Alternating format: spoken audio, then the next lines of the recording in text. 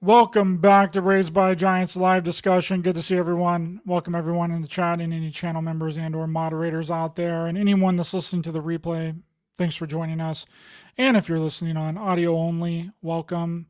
If you're watching, be sure to follow the show on the audio only podcast platforms as a backup. You can set it to where you can automatically download all the shows upon release on Spotify, Apple Podcast, Amazon, iHeartRadio, and Google Podcasts, so you never miss a show. And also, we are a viewer-supported show.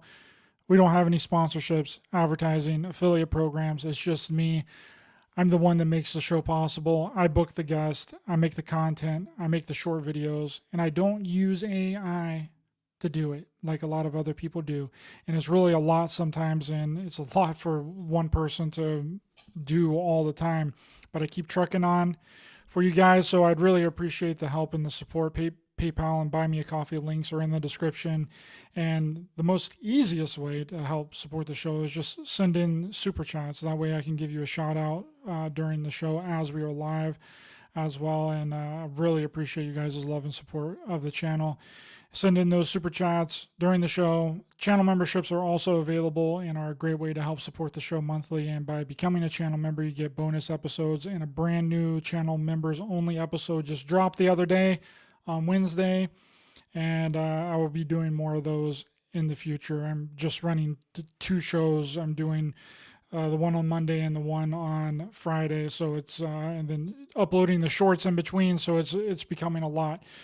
But with all that down, we have with us today podcaster, researcher, and host of BGcast himself, Steven. Welcome to the show. Hey, man, thanks for having me back on. I'm real happy to be back on Raised by Giants, man. And I completely resonate with everything you said in the beginning. You know, a lot of us here are, self-funded. We do everything on our own, man. So, the support really helps. So definitely like and subscribe and share this show, everybody. And thanks for having me, Ryder. Well, it's my honor and my privilege. We've been talking a lot about you got the Dragon Ball Z shirt on, dude. I freaking love Dragon Ball Z, bro. Yeah, man. We've been nerding out about Dragon Ball Z, dude. I'm a freaking nerd at heart, bro. I love all that stuff. I love Yu Yu Hakusho. Back here in the background, I got two Yu Yu Hakusho action figures. Oh, and I got the right here, bro. Oh, yeah. 3-star Dragon Ball, bro. You got the 3-star, man. Hell yeah. Hell yeah. And that's a good version of it too, man. There's a lot of really crappy versions out there of that, but no, that's a high end 3-star Dragon Ball, dude. I'm digging it. I got the Yusuke. Oh, this is the Hiei. This is the Hiei Yu Yu Hakusho figure. Holy shit, dude! Did you ever watch Yu Yu Yeah, Hakusho? I watched Yu Yu Hakusho. Yeah, man. Bro, very few people that I've ran into has ever even heard of Yu Yu Hakusho.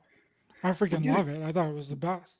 Dude, it was great, man. Well, because you and I talked about, man, the anime in the 90s was just a different ball game than what we're dealing with today, man. To me, it was in its prime. It was in its like very raw state. And to me, a lot of it was just much better back then. And yeah, we were talking about that a little bit before the show. I mean, with old school DBZ, comparing it to the newer Dragon Ball and stuff coming out right now. It's just a whole different ball game. It's a whole different animal.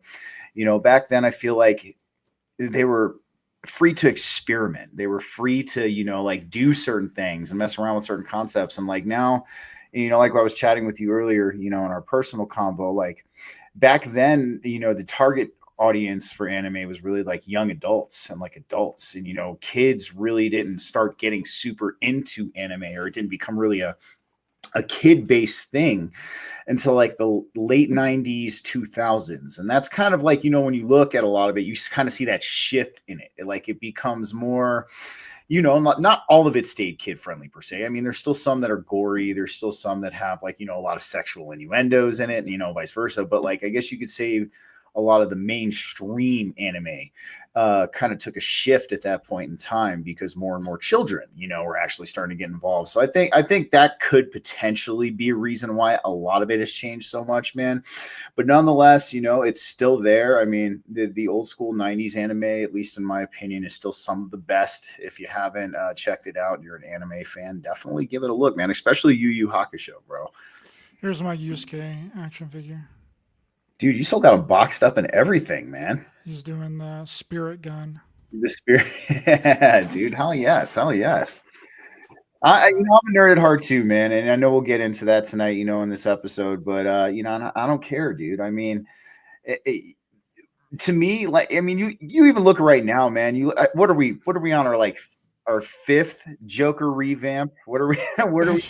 It's like original ideas, man. That's why I love anime. It's all original ideas. It's not really. I mean, they might have certain similar concepts in them, but the storyline's original. Like, the characters are original. We're not dealing with revamp after revamp after revamp, kind of like we are dealing with right now. So, like, that's another big reason why I always liked it so much is you're looking at extremely original concepts and ideas and original creativity that was brought to life, through this animation. And I mean, to me, you can't beat that. It's not chocked full of any of the, put a chick in it and make her lame and make her gay. And all of that shit too, man. It's all original. So yeah, for sure, bro. I dig that you're into it too, man. I'm glad we can connect on that. Yeah, I just showed you before we started my Charizard Burger King gold card. And that is, like you were saying, a limited edition, dude. Like, Yeah, here's the Pokeball that it's in. He's official, man. He's got the box too. I know, dude. You got the box too? Hell yes. I got the box, dude. Right there, dog. This is from 99. Man. This survived all the way from 99. And it's still in good condition, man. I'll give you that. Like, that's a lot of the stuff you have still is in good condition, man. So props to you for making it last that long, man. I know a lot of people, when they first got those, like, they didn't have the thought that, hey, this could be like a really extremely collectible item, like down the road, and like they let it get all beat up. So yeah, and you're the first person that I actually ran into that collected Dragon Ball Z cards too. I didn't think anybody had any Dragon Ball Z cards ever, like, because the people in my hometown, just part of my friend group, like, I try and go and talk to people about it, like at card shops and card stores, and like no one was interested in them at all. So it's super rare to find. I even named the show after the card that I always wanted here today, which is the Vegeta the Revitalize card. Nice. Always wanted this freaking card, dude. Right here it is. Always wanted this bad boy, and I never got it. Vegeta the Revitalize from the Cell Saga, dude. He looks so badass in that freaking shot too, man. So badass. That's whenever he goes Super Saiyan 2 and he's like fighting Cell. Well, quasi Super Saiyan 2, Super Vegeta, basically, is what they called it. And then Trunks went Super Saiyan 2 when he was fighting Cell. So badass, dude. Freaking love it, dude. But I wish you had that card because I would 100% buy it. Yeah. If anybody's got that card out there that's listening, please get a hold of me. I mean, I still got, maybe after we're done, I'll break out some of what I have and we'll take a look at it, man. Freaking yeah. But nonetheless, I like you named the show Revitalize. I like where we're going with this, man. And I think it's important to really talk about revitalization, man, especially in today's world. I know I'm glad that health, is kind of starting to take a forefront in our society, man. Despite how I feel about RFK, I mean, I'm grateful that he's, making America healthy again. Like, that's an initiative that's actually kind of starting to take effect. I mean, he's at least attempting to do it. Okay. No one else throughout history has ever attempted to do it. So, I mean, if you want to say whatever you want about him, I don't really care. At least he's trying. No one else has ever even mentioned any of this stuff. I mean, it was just the last time that you were on, Congress just said that fluoride in water was now a carcinogenic. They never labeled it as a carcinogenic up until that point. So what does that say about what's been going on with our food and our water and everything? It's so crazy. And you can say, oh, blah, blah, blah, blah, blah. He wants to do blah, blah, whatever, RFK. But at least he is coming out and saying it. And that's bringing more awareness to the fact that people are putting garbage inside of their body. 100%, man. I'm with you on that, and I'm glad that I believe, what was it, red number 3 or red number 4 in its variants just got banned, and they're giving, I guess, a lot of these companies, I think it was either till 2026 or 2027 to phase it out of, their food. And that's a start, man. Like, no, I'm completely about it. Like, I think I think the health of this country truly needs to be addressed. Uh, it's a big source of chronic and acute illness. I mean, it's a big source of the brain fog that everybody experiences every day. I mean, it could even potentially attribute to certain disorders that people have. I mean, we look at a lot of these chemicals, these seed oils. These seed oils, man, the reason why they're so cheap and they get them for so cheap is because they're literally leftover waste products of like industrial solvents. Like, you know what I mean? Like a lot of these seed oils are just leftover waste products, So like, I mean, of course, like, you're trying to throw something out, you're trying to get rid of something. Just sell it for cheap, get rid of it, man. And I guess like a lot of the food industry really bought into it, man. And the biggest thing I think that really kind of turned the tides here in America as far as health goes was the convenience era. You look back in the Industrial Revolution. And when the late Industrial Revolution, heading into like, the 1910s, 1920s, things like that.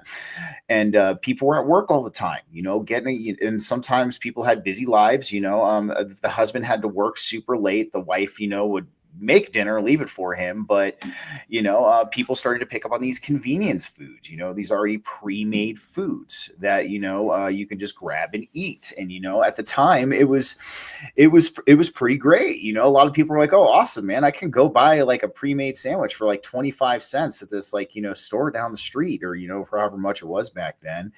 But like, little did we know that these things, I'm sure back then those variations were a little bit better than they are today, but who knew that these things would evolve, man? And then of course, during the early 50s, we started to see a problem with obesity. Obesity started to become on the rise.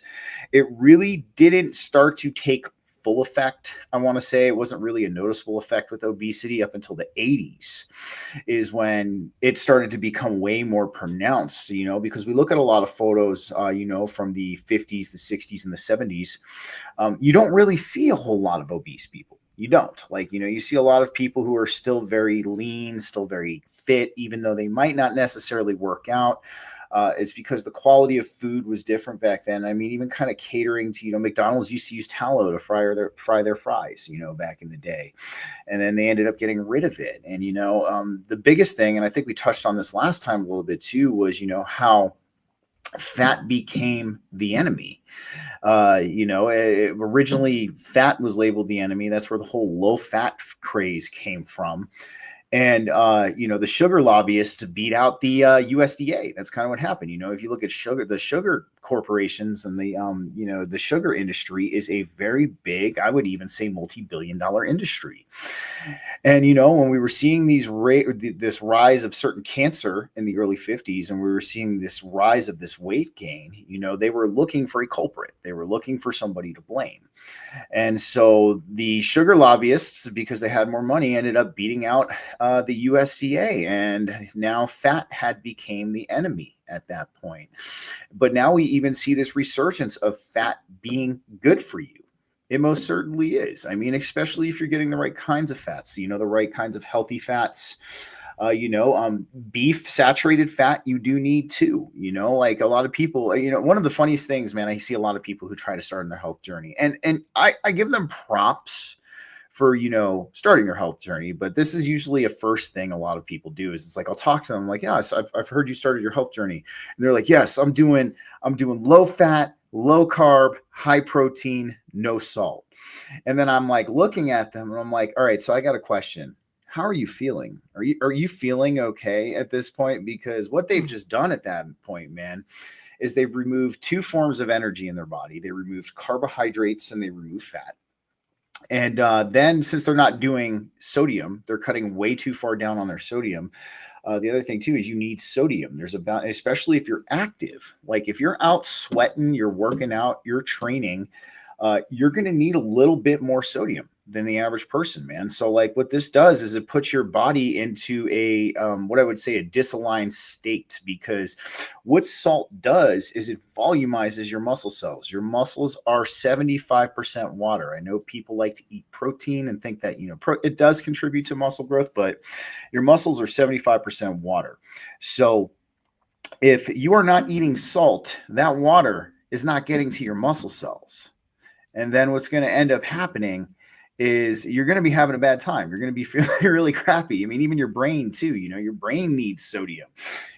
Sodium's an electrolyte. It works with the electrical nervous system in your brain to help carry, charges from the synapses to the other parts of your body. So I think I'll digress and say this. I'm really happy to see this resurgence of health, man. It's a great thing. And, I hope RFK is successful with it. I hope we see even more things occur. So. Yeah, I agree. You know how the first fast food place was started, right? Well, a lot of them started in like areas where there was like a lot of manufacturing jobs, and they would come out of like vending machines and things like that, and like lines and stuff where they would go in and get a pre-prepared meal or whatever. But the first fast food chain ever was White Castle, and No how shit. the guy figured out how to make a burger, because no one had ever done a burger before. Burgers were never a thing before. So they essentially, it was this guy that was working in a restaurant, and he was making meatballs, right? And he got super angry, and he decided to, like, he was like angry at a customer, angry at the server or whatever, and he just decided to smash the meatball, and it became a patty. And then he put it between two buns, and he was like, holy shit, this is it. This is the one. And then he started these the side hustle where he was just cooking hamburgers like on the street on like a little cart, and that later on became White Castle. But It's pretty cool, that's though. yeah, it's pretty freaking interesting. But the whole fast food thing, how it became popular, because you're right in what you said earlier, that it was kind of the wife of the house, or the woman of the house, would essentially make all of the food, right? And women were not getting on board with fast food because they felt like that it was taking away their job. Like that was like the main thing that they did, was cook food for their family and for their husband whenever they get off of work. Mm-hmm. So they couldn't really win over the women. The only way that they can win over the women is by creating ads and commercials that men would watch, and they would be like, in the commercial would essentially say something like, give your wife a break tonight and bring home some fast food.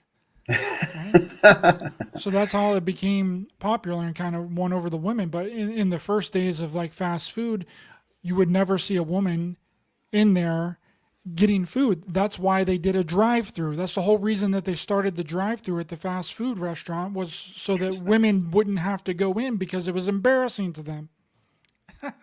Dude, I'm telling you. Well, it's funny because you're absolutely right about that marketing ploy, because when you kind of get to the late 50s, I think early 60s, the TV dinner starts to kind of like, hit the shelves of the grocery stores, man. I mean, like you have something that's already pre-made, that's frozen, that, let's say the wife was busy taking care of the kids all day, didn't have time to make dinner, or, lost track of time, or, like you said, from that advertisement, she maybe wanted a break. So like people would turn to this kind of stuff, and, as a form of food, because, things were getting busier, American culture was always changing. It was always shifting, I mean, after we get to the point where, a lot of the major cities and a lot of the major corporations really started to kind of hit a booming peak, I would say around the late 50s, early 60s too.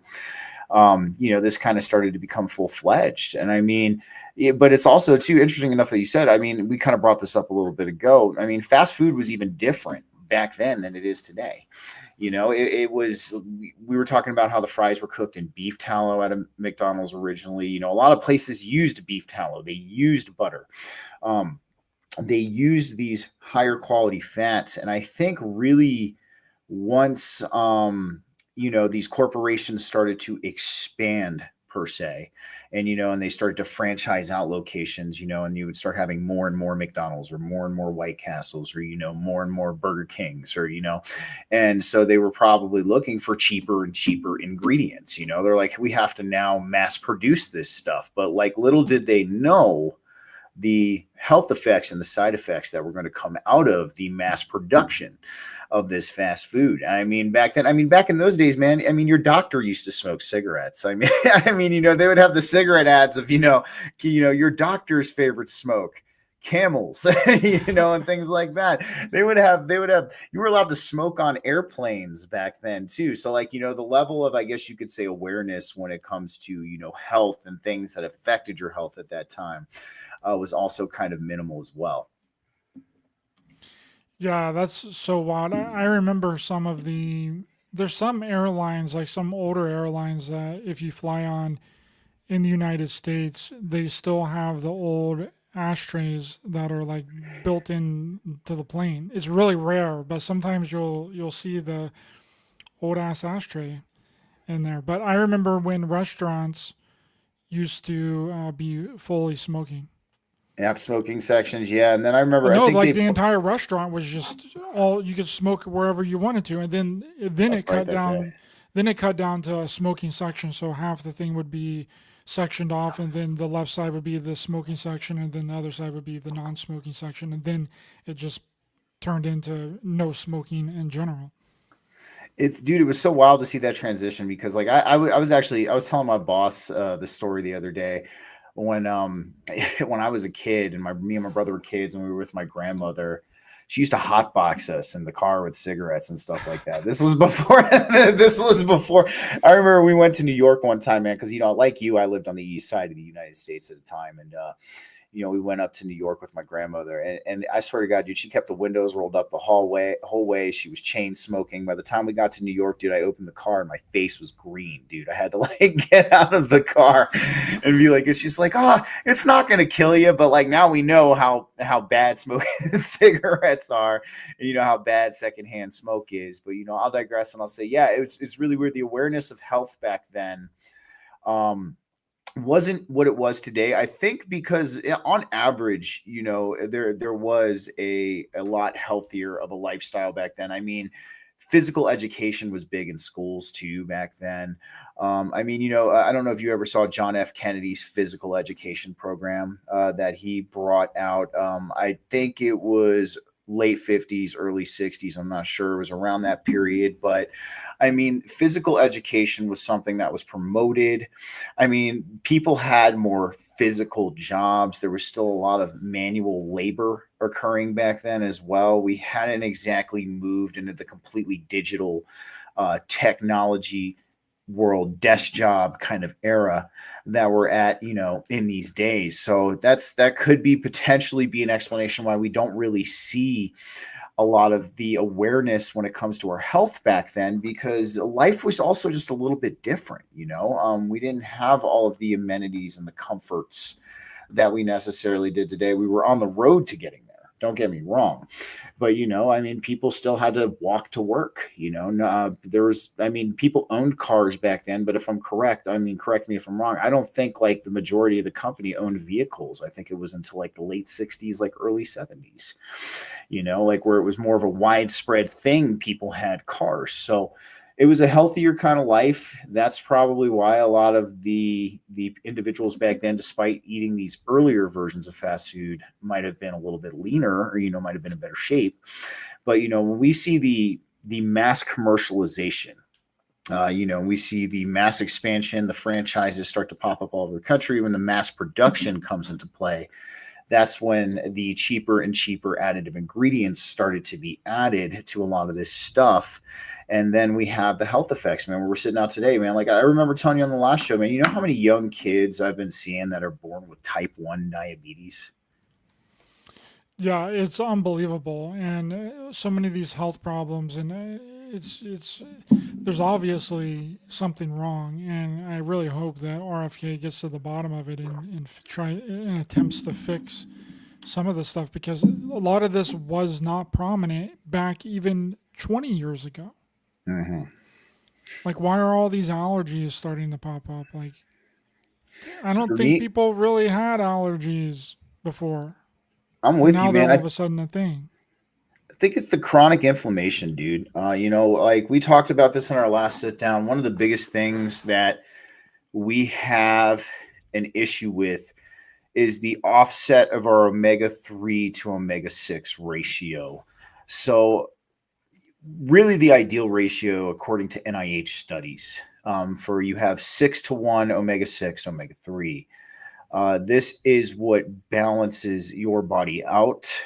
This is what leads to what I would call a homeostasis when it comes to the inflammatory process, because you need inflammation. Okay. Inflammation is a vital part of a lot of different functions in the body, but you don't need it all the time or to the excess that people are experiencing today. And that's because our omega-6 to omega-3 ratio has climbed up to 20 to 1 as opposed to 6 to 1. And when you're looking at that, what's a major source of omega-6s? Seed oils. We look at cottonseed oil, we look at rapeseed oil, grapeseed oil, peanut oil, corn oil, vegetable oil.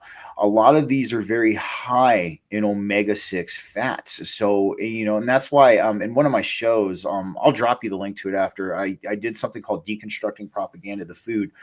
We see a lot of these, at least in my opinion, what I would call popular pop science propaganda articles that are coming out and saying, oh, seed oils are completely fine for you. You can eat as many seed oils as you want. But what I do is I take that article and I take the NIH study and I compare them side by side, right? Right. And I'm like, well, this is what the popular media wants you to believe. But if you actually look at the science and you actually look at the study of what they're saying, they couldn't be farther from the truth. I mean, like you should not be eating these in abundance, and you should not be eating these. And the other thing too that's made its way into food that has some really bad are the glycerol compounds, man. And you see vegetable glycerin, and a lot of these sports drinks. You see, as somebody who works in a high-rise building as an electrician, let me tell you what glycerol does. It cleans pipes. Okay. So, the fact that you are drinking a sports drink that has something that cleans pipes in it, you should be asking yourself, why is something that cleans pipes in my sports drink? You know what I mean? That's to clean out your intestinal tract, bro. So it's the exact same thing. It works for the pipes, or works for your poop, it clears you out. That's what it's for. All types of pipes, man. MCT oil is good for that too. It's a better alternative if you really need to clean yourself out. Drink some MCT oil on an empty stomach, but MCT oil is really expensive though. It is now, man. Oh, it's super expensive now. I mean, it's all about the hype, and that's the other thing too. I actually really want to bring up on this show too. Because a lot of people, will kind of fall into this. Beware of the health and fitness industry too. I am the current one. I'm not knacking. I'm talking about the mainstream health and fitness industry that is kind of existing before pre-Maha. It's still around, but they are kind of just as ridiculous as some of the other food industries out there as well. And the reason why I say that is they want you to buy things. So they're going to tell you that you're going to need a lot of things that you don't necessarily need. You know what I mean? Especially when it comes to daily protein intake, when it comes to daily carbohydrate intake. So my best bet that I want to tell people, when you're looking for what I would call good, clean, and functional health information, look at studies, look at things that aren't exactly financially biased. And that's just something I want to throw in there because, a lot of people who work out, and that, they'll go buy fitness mags, they'll go buy muscle mags and things like that. They go buy either the bodybuilding magazines or the weightlifting magazines. And in the bodybuilding and weightlifting magazines, they're telling you need to eat like 1.5 grams of protein per pound of body weight a day. And now that is absolutely too much. That's absolutely too much. So just keep an eye out. I'm not saying everything in the health and fitness industry is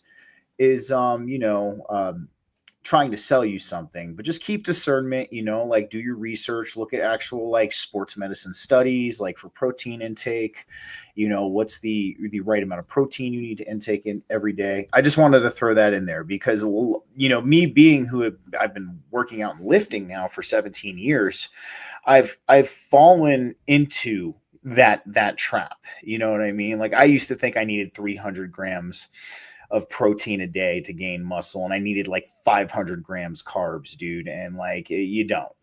There's a very simple recipe, and we can get into that later if Ryder wants to.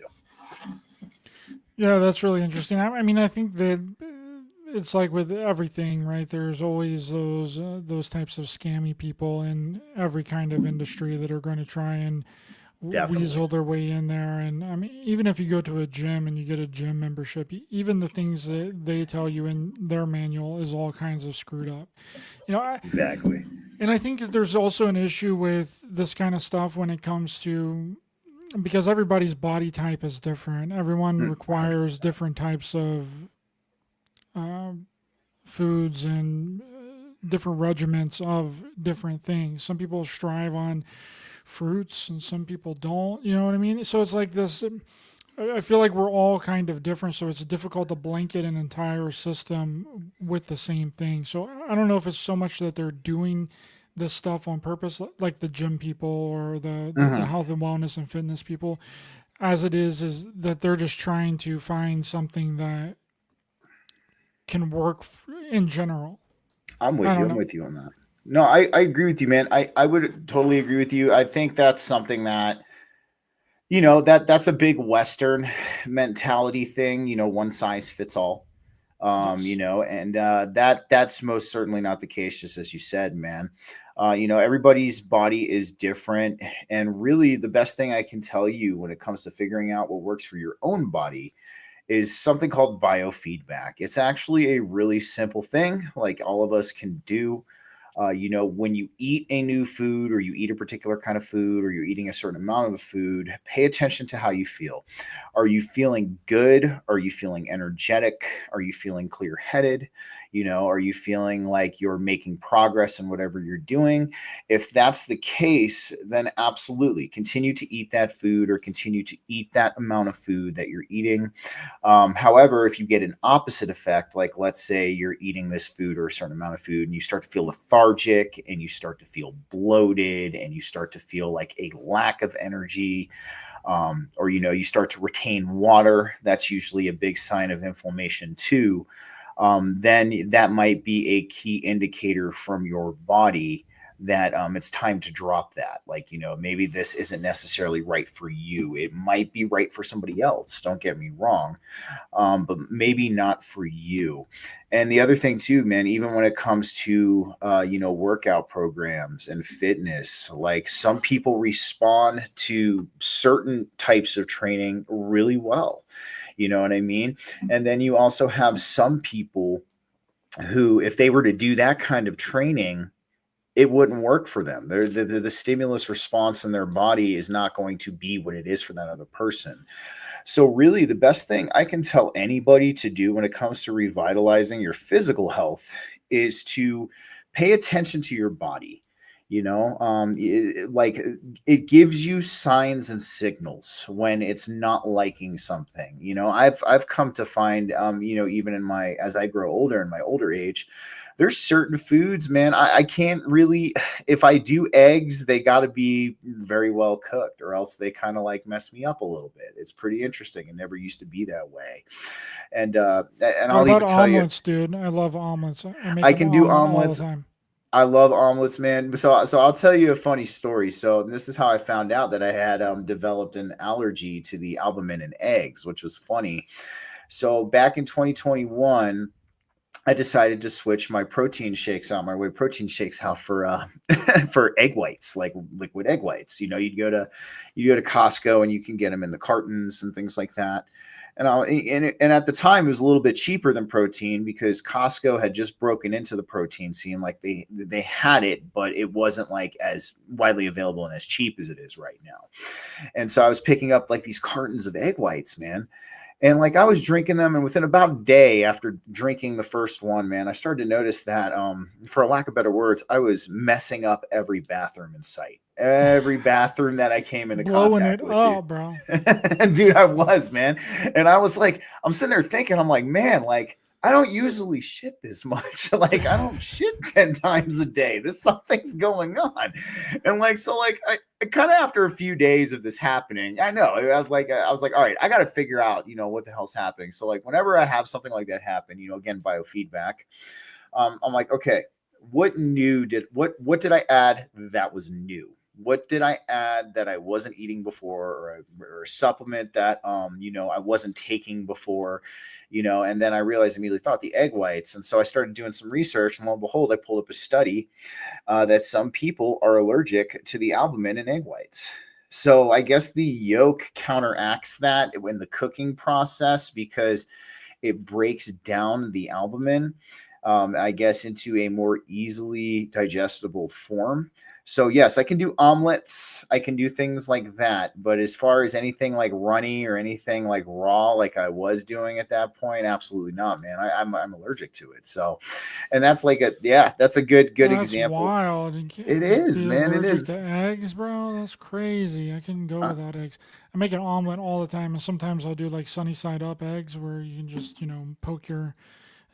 break the yolk in the middle and dump your toast or bread or whatever into the center of it.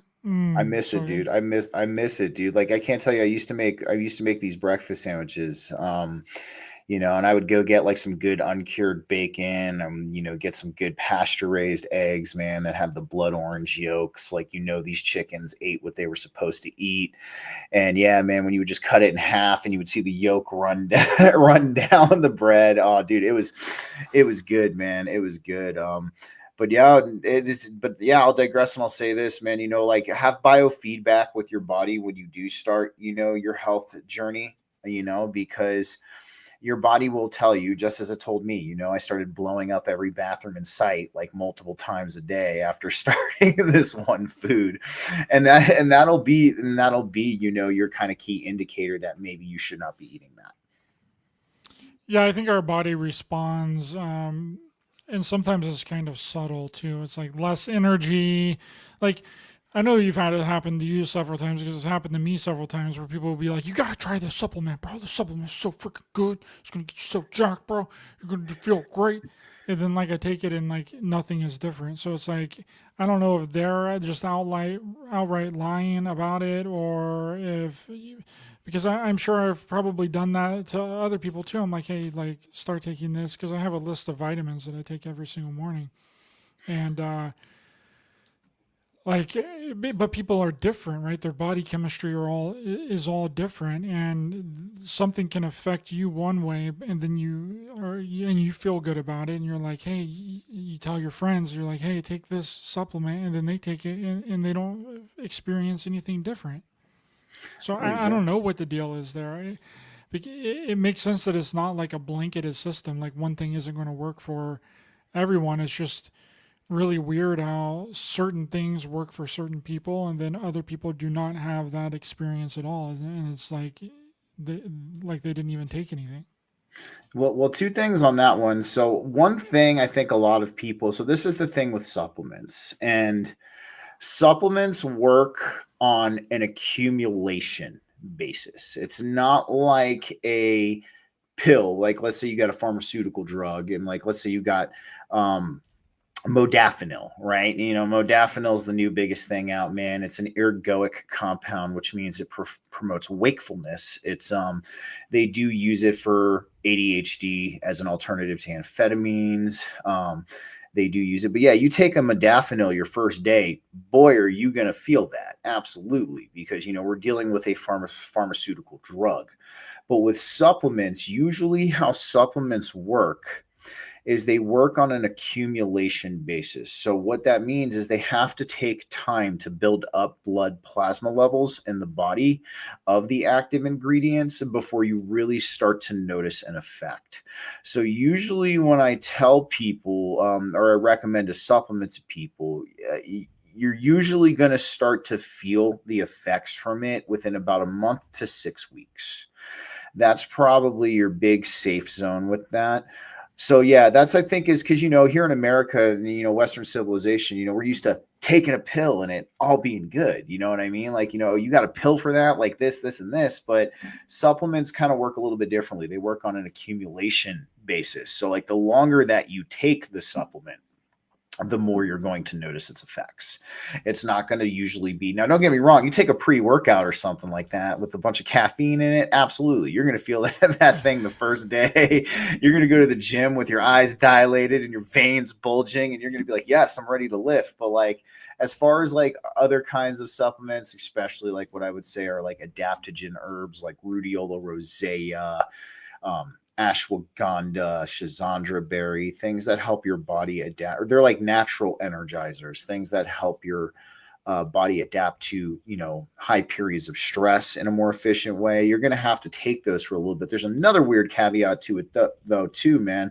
So some people, I think the liver enzyme is CYP 14380. I'm not 100% if that's the exact number, but I know it's a CYP.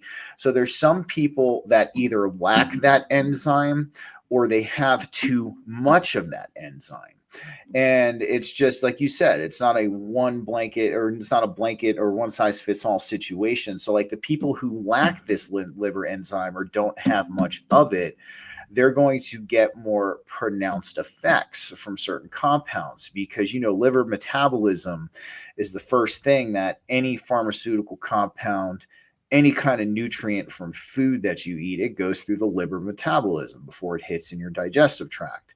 So if you have somebody that doesn't have as much of this enzyme that breaks down these certain compounds, and that's why you look at a lot of oral medications and oral supplements, they have a lower bioavailability than if you were to take let's say you were to get an IV drip of something, or an IV drip of a supplement, and then you get 100% bioavailability because it's entering directly into your bloodstream. It's bypassing the liver metabolism, and you're getting that full amount. So like the people who don't have this liver enzyme, the bioavailability increases, I think, to like 15 to 20% of whether the pharmaceutical drug or the supplement that they're taking.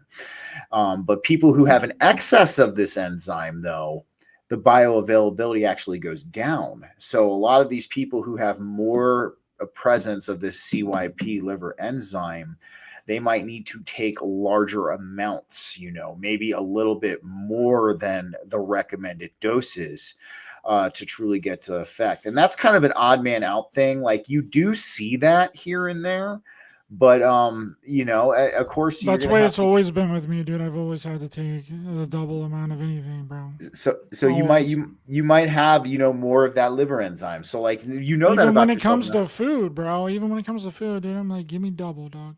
Double give me the double trouble. I'm gonna eat like Goku trouble on this freaking buffet right now. Bro, you're gonna eat it all. What is it? What does he eat? Like 16 plates in a matter of like 1 minute? Like, yeah, dude, I'm telling you, man. I'm telling you. But no, that's pretty much it, man. I'll digress and say this, man. Like, yeah, with supplements, just be patient. Like, I know, like a lot of us have now. After about like 4 to 6 weeks, if you're still not noticing anything, probably not working for you. Yeah. So but I always tell people to give supplements at least a good 30 to 45 days before you call it quits.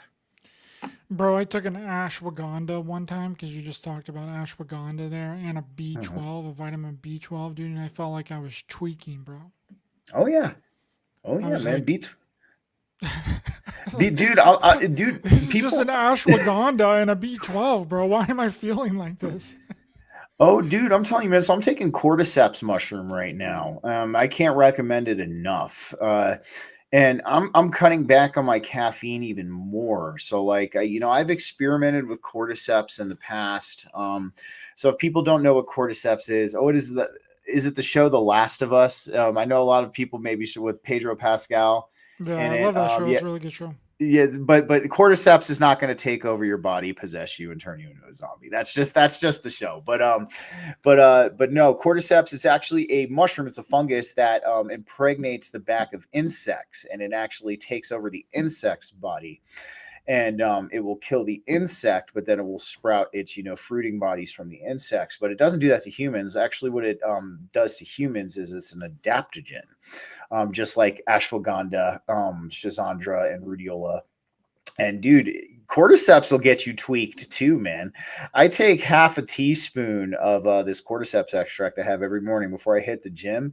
And dude, it's just as good as pre-workout, if not freaking better, man. Like, Dude, at this point in my life, like, I don't want to be taking anything that makes me feel any different than I like already feel. I'm with I you, just man. don't like it. I just don't like feeling any way than I feel whenever I wake up. I don't know. It might be something about getting older or whatever, but I just don't want any kind of head change. I don't want any kind of anything Oh, completely. going on with me. And I mean, of course, I'll still drink an energy drink every once in a while, and that kind of like perks me up. It's hard to get away from caffeine. Caffeine is just like something that's like ingrained in us that because I was feeling so agitated whenever I stopped drinking caffeine. Even tea wasn't like cutting it. Like I was just super agitation, dude. Like I would be getting like upset over anything. Like not to the Oh, point yeah. like where I'm angry, but just like that. You just felt like you were on edge all the time. And this lasted for so long, dude, like 3 months, bro. And I'm like, Oh, no, I can't do this anymore. Like, this is not fun. I do not like this. And I'm so I with went you, back to man. drinking went back to drinking energy drinks, and I feel a lot better. I feel 100% normal, dude. It's so weird, bro. So weird. And I hate that too because I'm like, I don't want to have to rely on a freaking energy drink to make me feel normal. I'm with you, man. I I just agree like with you. shit, dude. I just don't like feeling like that. I'm on edge all the time, like 24/7 from a freaking caffeine, bro. Like it doesn't make me. I'm with Life you, bro. isn't fun like that. Dude, I agree with you, man. And one thing, well, that's why, man, some of the most addictive drugs are the most legal and the most promoted, man. We look at caffeine. Caffeine is the one of the only stimulants, if I'm correct, that causes physical withdrawal symptoms, man. What you'll get when you quit a lot of the harder stimulants, like if you were taking Adderall for ADHD, or like if you were out on the streets doing crystal meth and all that, you'll get like a crash, like you'll get tired, but most of the withdrawals are mental. But not saying that those withdrawals are easy. Don't get me wrong. I know it is hard to quit certain things like that due to my history, but caffeine is actually the only one that has very pronounced physical withdrawals, and that's And they because, last for yeah, freaking ever, dude. I couldn't oh believe yeah, it. Like whenever I was talking to people, I'm pretty sure I talked to you about it. I was like, "Yeah, bro, I'm getting ready to try and quit caffeine," and you were like, "Oh, it's gonna be rough for a couple of weeks or whatever," and it was the same through the entire time. For it's three rough. months, dude. I'm like, what is going on? What is the problem here? Well, another thing, a lot of people, because especially depending on the age you started drinking caffeine, I started drinking caffeine in high school. Like I started drinking coffee. I've never been a super great morning person. I'm still not to Me either, this dude. day. I Yeah. hate mornings, bro. Hate them. You feel me on that. And that's why you start drinking caffeine, because, That's right. you know, you got to get Stay up and up do late something. and sleep in the morning. I'm not a And, morning person. Never been and one. and then slam it down, dude. Of course, but also too, depending on when you start drinking. One thing, a lot of people, if you start drinking caffeine or things like that in an early age, your brain's still developing, right? So what happens is your brain will develop around that habit. So that's why if you start drinking caffeine really young, um, they're just getting crazy up there because my wife just got home, but your brain is going to end up growing around that addiction, and it's going to be harder for you to quit. And that's most likely why your withdrawal symptoms probably ended up lasting for about 3 months. So that's one thing too, man. And the other thing also, I mean, you look at caffeine, it's a widely promoted psychostimulant.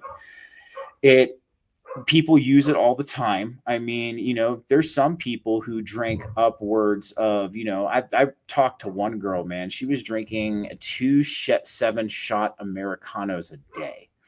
Like, exactly, God. Man. That's a lot of caffeine. So it's works off the adenosine pathways. In your brain. So basically what it does is it blocks adenosine, and adenosine is, the compound that makes you feel tired. So when you end up blocking that, that is the caffeine's mechanism, and that's why it has that host of withdrawal symptoms. So no, I completely agree with you, man. As I've grown older too, I love being sober. I love being clear-headed, man. I mean, you can't beat it. And having to rely on something, to get up and function as a normal human being, like, it starts to wear on you after a while, man. You know what I mean? Like, it makes you like, you're like, man, it's like, I just want to be able to get up and be able to function without it. So I think, and like, even kind of talking about what you were saying earlier, like, people underestimate the power of B vitamins, dude. If you get a good, like, methylcobalamin B12, like the methylated version, not the cyanocobalamin, dude, that'll get you hyped. Like, especially if you combine it with like ashwagandha, or if you combine it with like rhodiola rosea or cordyceps, it's going to get you pretty hyped. It's going to give you energy. But the cool thing about that feeling of energy, though, at least for me, when it comes to the cordyceps, is it feels natural. Like, when you drink caffeine and you get energized, like, you have this chemical in you. Like, it's this chemical doing this to you. There's a who was it? King James said must be the only Ryder subscriber who researched this topic. Checking out a chat, but no, man. If you drink caffeine, you know what I mean, and you've been drinking it for a long time, yeah, man, it's gonna wear on you. But there's alternatives, and it's just really what I've been doing is stair stepping it. You know what I mean? I've been kind of like cutting down milligrams at a time. Bro, I was like, when is this going to end? And it never ended. So I was like, I feel your pain. What am I going to do? Like, am I just like going to go back to it? Because that's what I ended up doing. I was like, screw this. I don't want to live my life if I'm feeling like this without caffeine. So I started drinking caffeine, and it was immediately like everything was good.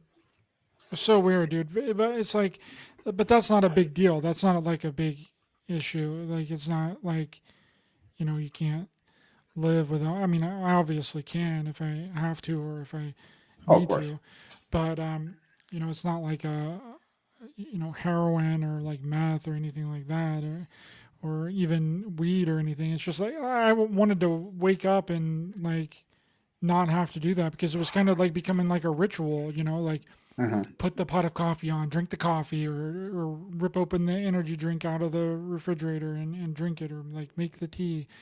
And I was like, well, I gotta. So I tried, and it didn't work. So back to it. I mean, that's what happens. I mean, you can't be perfect. Okay, so you gotta have your thing, and that's energy drinks for me, and nicotine pouches, dude. Those are the only two things that I do that is any way, shape, or form that may be harmful to my body. But hey, nicotine. They've been saying nicotine, dude. It can be like it's highly productive for your cognitive health, and it's very beneficial to you, and it's going to destroy those nanobots. I was gonna say, throw that in there. They're saying it destroys the nanotech. So interesting thing. So nicotine in its purest form, while it is addictive, don't get me wrong, it actually has nootropic effects. You know what I mean? If you're getting it in like the food grade format, that's like in On or Zyn pouches, like, yes, absolutely, it's habit forming. I'm not going to lie about that at all. But it does have a nootropic effect. I mean, because nicotine primarily works off acetylcholine, and what acetylcholine is that's your focus and your interaction and your awake neurotransmitter. So, if you have nicotine, what you're getting is a ramp up of acetylcholine in your brain. So, you're going to be more focused. You're going to have a little bit more energy. You're not going to you're probably going to have less of an appetite. And actually, now that we're talking about that, a lot of people who want to quit caffeine, they've actually turned to nootropic compounds. The funny thing about a lot of these nootropic stimulants, which are very interesting, is they're not amphetamine based. They're not, adenosine inhibitors like caffeine is.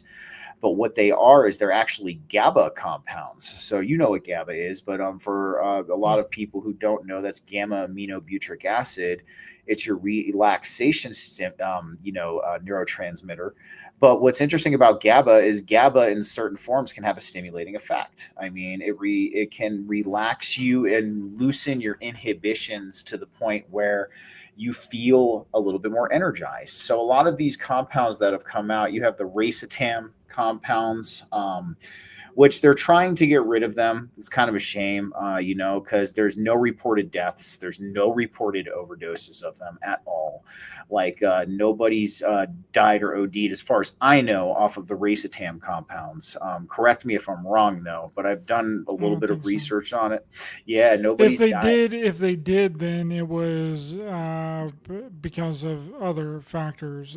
Because they were doubling it up with a bunch of other medications. That's the same way with like kava and the same way with like kratom.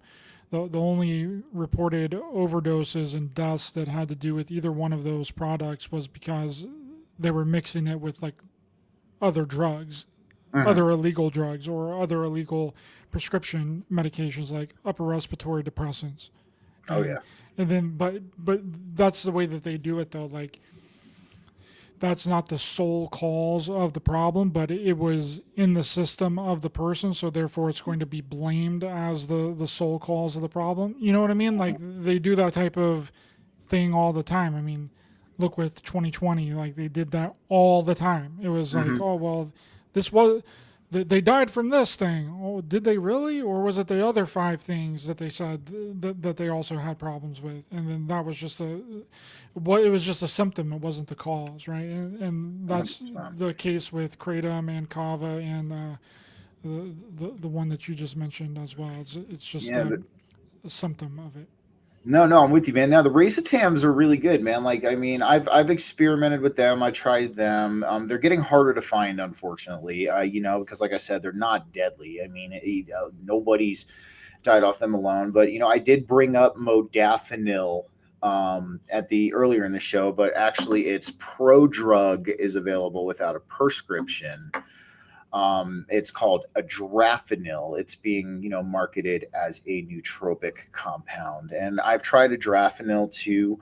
To me, they're not very habit forming. I took them for a little bit. I mean, I got the 60 count bottle. I took the recommended dose each day.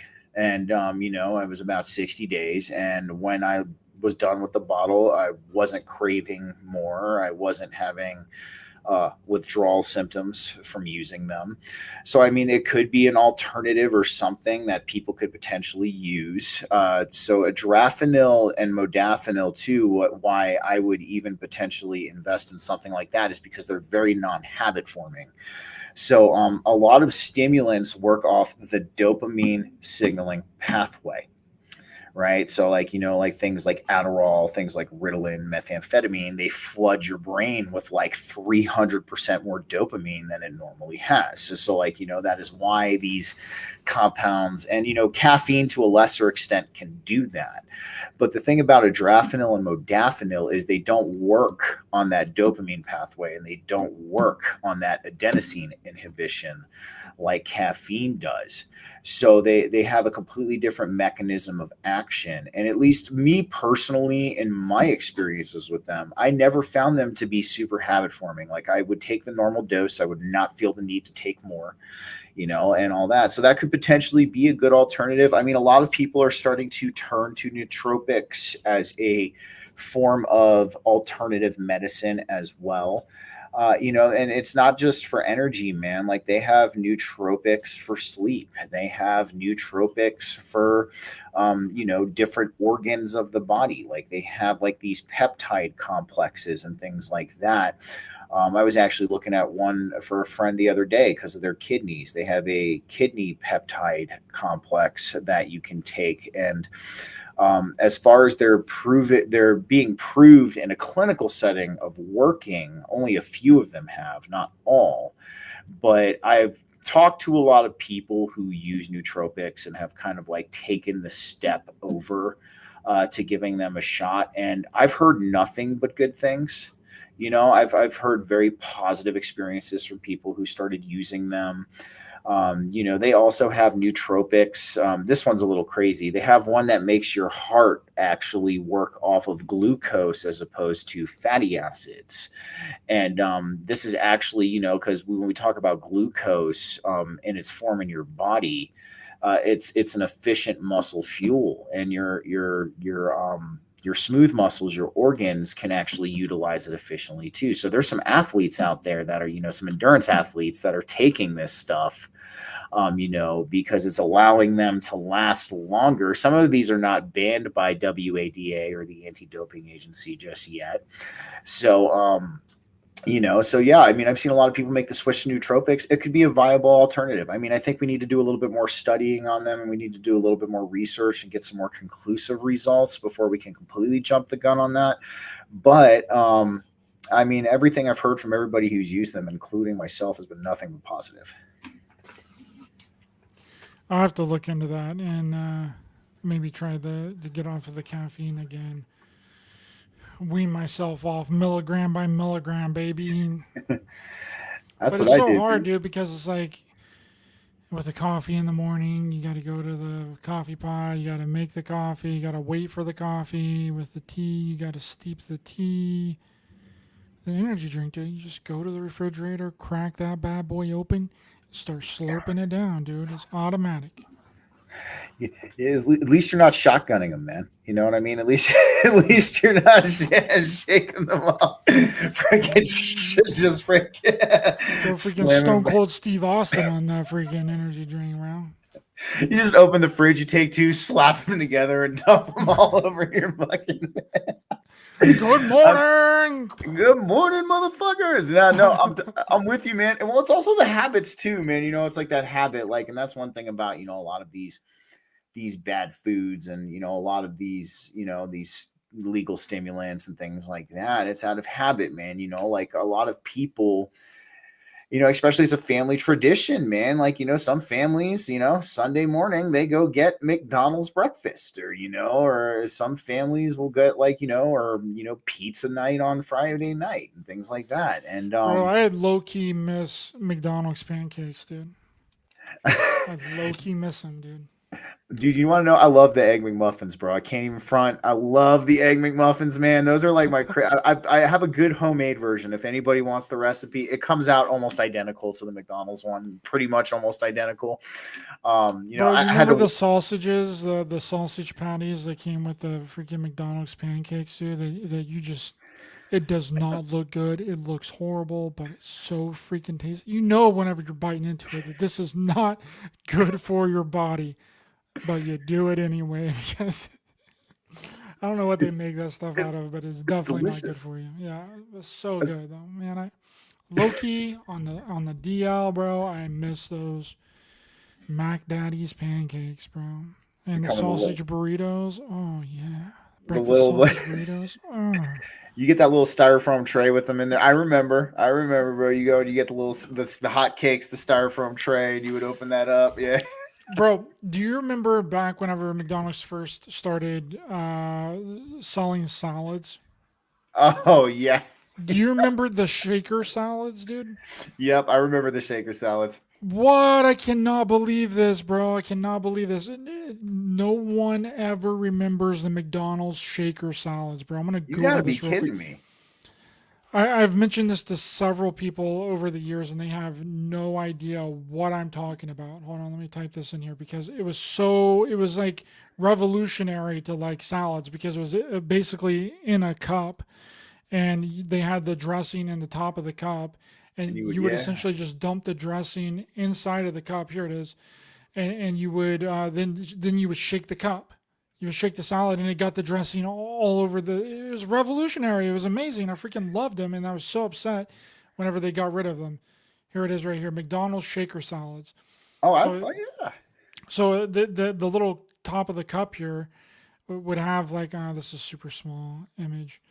Okay, so the top of the cup would essentially Uh-huh. have where the dressing is, right? And it would have like the croutons and everything. And then you would just open the lid, and then it had this little like separator in between the top of the lid and the salad. And I'm getting really excited about this because I freaking love these freaking I'm shaker with you. I'm salads. with you. Okay, I'm with you. so you open the cup and then you peel off the label, the divider between the salad and the croutons and the dressing, and then you put the croutons in there, and they had like a little packet of cheese that you could put on top as well, and then you put the Uh-huh. dressing and then you put the lid back on, then you just shook it. And then you I had like the remember that. dressing all over the salads, dude. It was the best thing ever. I freaking loved it, bro. They Dude, had I the think that. ham ones. They had the ham shaker salad. They had the chicken shaker salad, the chef shaker salad, and the garden shaker salad. It was beautiful. Oh, dude, I remember, man. Well, that's what I think. Because McDonald's has always somewhat been under fire, for being a little bit unhealthy, and I think that's because I remember. I'm sure you remember the days of the Arch Deluxe. They used to give you the free Yes. Arch Deluxe coupons in elementary school. You would get it like Hmm. for part of like your school thing and stuff. So, but McDonald's has always kind of been under fire for being unhealthy, even in kind of, even I would even say it really started in like the mid to late 90s. Like people would start to bring it to the surface, and I think that was their kind of response to that. From a marketing standpoint, they were like, we can be healthy, bro, like check out these shaker salads. But no, I 100% remember them. I But do. they were bomb, dude. They were so bomb. And you get the Thousand Island dressing or the ranch packet Mhm. dressing, dude, and just dump it in and shake it out, bro. And it was filling too, dude. It filled me It up, bro. I was. freaking loved it. So again, and then they discontinued it. They just randomly got rid of it, and I was like, that was an amazing thing because it's like it's on the go and you're just essentially eating it out of a cup. Like it's not like the salads now where it's like in like a bowl and you gotta like can't have it really close to your mouth or what. And it can like fall. It was genius. It was genius. And I think someone should pick up on that idea and just start some kind of restaurant or some kind of on the go type of food and bring back the shaker salad, bro. I'm with you, man. I'm with you. But plus, dude, at least McDonald's did a better job than pizza places at salads, man. Because who the hell eats a whole head of romaine that's just chopped into like two pieces, and then they like cut a tomato in half and throw it in there, and then they give you, at least McDonald's kind of succeeded at doing a salad and making it somewhat accessible. But like you were saying, man, it's the habit of eating these things, the habit of drinking the coffee, drinking the energy drink, and that's what I'm saying. I mean, dude, my grandma, when I would go to my grandma's house every weekend, me and my brother, we would go to my grandma's house on Saturday. That's the first thing we did for lunch is we go hit up McDonald's. And, I would get a Happy Meal. I'd get the toy kit, Hmm. like, and you get the freaking Hamburglar on your freaking box and all that back in the days of the OG Happy Meals and things like that. And it becomes like almost a lot of these unhealthy habits almost become like customs in our lives. Like, we embed them into our social interactions. We embed them into our family interactions. And, that's a whole different side of the ball game that, not a lot of people think about when it comes to getting healthy. You have obviously the physical aspect of it, where you're trying to lose the weight, you're trying to either get your cholesterol in a better place, you're trying to feel better overall, but then you have that psychological concept to it, man. And I actually posted something on X about this the other day. I mean, because I eat really clean, man. Like I'm at a point where I don't even really eat a lot of grains anymore, man. I usually get a lot of my carbohydrates from like potatoes, squashes, fruits. Like, that's really what I've been loving butternut squash lately, man. I mean, dude, you throw that shit in the air fryer, that shit is off the hook. Like I can't Bro, what I've recommend. been doing is just throwing sweet potatoes in the air fryer, dude, and then Yes, yes. for like 45 minutes, throw the sweet potatoes in there while I'm cooking the rest of the meal. Then I'll take it up, and then I'll just I'll just take the skin off. Sometimes I'll just eat it with the skin, but normally I'll take the skin off Oh, and then yes. make it like a mash. So it'll be like a sweet potato mash. Throw and then just eat it like that, dude. It's so freaking bomb. But I've been eating a lot of quinoa here recently. I think I told you that the other day. I Quinoa is like good. quinoa. Quinoa is like a natural like digestive enzyme too, so it's like healthier for you than rice. Would that be correct in saying? Yeah, oh, absolutely, man. So the one thing I'll say, if you choose to, because I still eat the grains that I eat grains that aren't heavily commercialized. And because when you have the heavily commercialized grains, we're talking about wheat, we're talking about oats, we're talking about rice. There's also too, dude, they've found glyphosate contamination on organic oats. They found glyphosate contamination on freaking organic wheat. I mean, really, if you're going to eat grains, your best bet is to eat the grains that aren't highly commercialized. Quinoa would be one of them, although it's on its way up, but you can still find really good sources of quinoa. Really good quality suppliers of quinoa. Another one is farro. That's a really underrated grain that a lot of people have kind of overlooked. It's an ancient grain. It's actually got a really high protein content for a grain. I think it's like 15 grams per serving. It's 10 to 15 grams per serving of farro. Um, things like barley, things like freke. I don't know if anybody's ever heard of freke. It's another kind of like ancient grain. There's also wheat berries. There's also, I'm trying to think of bulgur wheat too. So like if you're gonna go the grains route, at least in my opinion, you know what I mean? At least in my opinion, I would go with grains, like ancient grains that aren't highly commercialized, because I've seen some pretty good evidence in a lot of studies that even things like organic wheat, organic oats, can get glyphosate contamination, because a lot of the same facilities, like let's take Quaker, for instance, they don't have a separate mill for their organic oats than they do their commercially owned grown oats. Like, you know what I mean? So Yeah. yeah, you got to be careful. That's just what I would say on the tidbit of grains. I'm not 100% against them, because we're starting, this is my opinion on the whole, and that's why, like, I don't diss on things like paleo, I don't diss on things like keto and things like that. But here's the thing: we're starting to get more. We're seeing more and more concrete and valid evidence that agriculture has existed within human civilization for longer than we have realized. Like now, we're potentially looking at a lot of people are claiming agriculture didn't start to like I think it was either, if I'm correct, 7,000 BC to 6,000 BC. But now we're seeing, they've been finding new remnants from like civilizations as old as like finding human settlements as old as like 15,000 BC, potentially even earlier, that had some like early forms of agriculture. Like people were growing certain things, like they learned how to utilize that. So like, the whole thing about grains, to me, I really think a lot of the issues that come from grains that we have today is due to a couple things. I'm not a fan of genetic modification. I don't think it's a good idea with food. I've never been for genetic modification with food. So when you genetically modify a food, you're taking it out of its natural DNA structure, of how it's naturally grown. And our bodies can absorb this DNA from genetically modified food. We do absorb DNA from the food that we eat. That could potentially be a reason why a lot of wheat products or a lot of like, grain products have certain effects on people they do today. It's also the monoculture. Monocultures are the worst thing to happen to any kind of industrial agriculture or any kind of industrial farming, because it's not natural. You don't see in nature 10 acres of just corn. You don't see in nature like 10 acres of freaking just tomatoes. Like, you know, you don't see in nature 10,000 cows shoved into a little freaking tiny area. Normally everything is spread out, and like, you know, it's not in these giant monocultures. And what monocultures do is they increase the allergenic properties of the food, because you're going to be having all of the same food around each other. There's no variation in the ecosystem, or, you know, variation of the plants that are surrounding it too.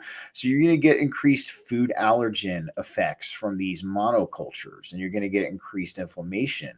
So that would be another reason why too, I think that, you know, grains have in a way become so demonized. And I can completely understand why, because, you know, you're having these people that are having wheat allergies. You know, celiac disease is one thing. Don't get me wrong. If you have celiac disease, that's a completely different story. But the whole gluten intolerance thing, and, you know, a lot of the aspects that people are talking about when it comes to gluten nowadays, I do think it has to do with the genetic modification of a lot of the commercially grown wheats, and I do think it has to do with the monocultures, you know. And that's why we get things like mad cow disease, man, because, like, you know, we have, you know, in nature, when you would see cows or ancient bison, you might see a pack of them per, like, every 200 acres, you know. And you look at a pack of bison, you're probably looking at, you know, that's an ancient cow, really, before it was like domesticated and it became like the cow that we know today and all of that. I mean, you would see, you know, maybe like at tops, like 20 to 30 bison all around each other. And there would be other animals in the ecosystem. Like, you would have the pheasants, you would have, you know, the early forms of chickens that would, you know, I actually talked to an organic farmer when I was back east, and what he would do is he would put his cows and his chickens together, because what the chickens would do is they would come in and they would clean up the land. They would eat all the bugs, they would eat all the ticks out of the grass, they would like kind of like prune the land, and then the cows would come in behind them, and then they would graze off the clean land. They would graze off the you know, the clean grass. So, and this is how a lot of, you know, ancient farming practices and very early human farming practices were done. There was a synergy. I mean, we talk about, you know, how the Native American trio, they would grow beans, corn, and squash all together. They would not separate them, because there was a synergistic effect when you would grow these plants together, and it would produce a higher nutrient yield. I forgot which plant kind of tempered the soil that would help the other plant grow, and then this plant would help with this plant, and you would end up getting these highly nutritious foods and these highly nutrient dense foods, not from monocultures, but just from growing with nature. So I think a lot of That makes a lot of sense. it does, you know. And like, so that's why I think, you know, a lot of the things, especially when it comes to wheat and corn, you know, I think a lot of the allergenic or the intolerant effects that we're having from them is due to the mass commercialization of them, and taking them a little bit out of their natural way of growing, their natural, how they've always grown on this earth for like thousands of years, you know. And of course that's going to have some effects. And like, you know, I was saying with the mad cow disease, man, you know, all of the Ebola outbreaks, all of the foodborne illnesses that, you know, were coming from pork and chicken. I mean, even touching on the thing with the bird flu with the chicken right now, you know, I guarantee you the bird flu is so freaking widespread is because if you look at these chicken factories, you got like 10,000 chickens just freaking shoved all together in this tiny little warehouse. And, you know, these chickens are stepping over each other's shit. They're getting all up in everything, you know what I mean? And, you know, you have that monoculture of these chickens.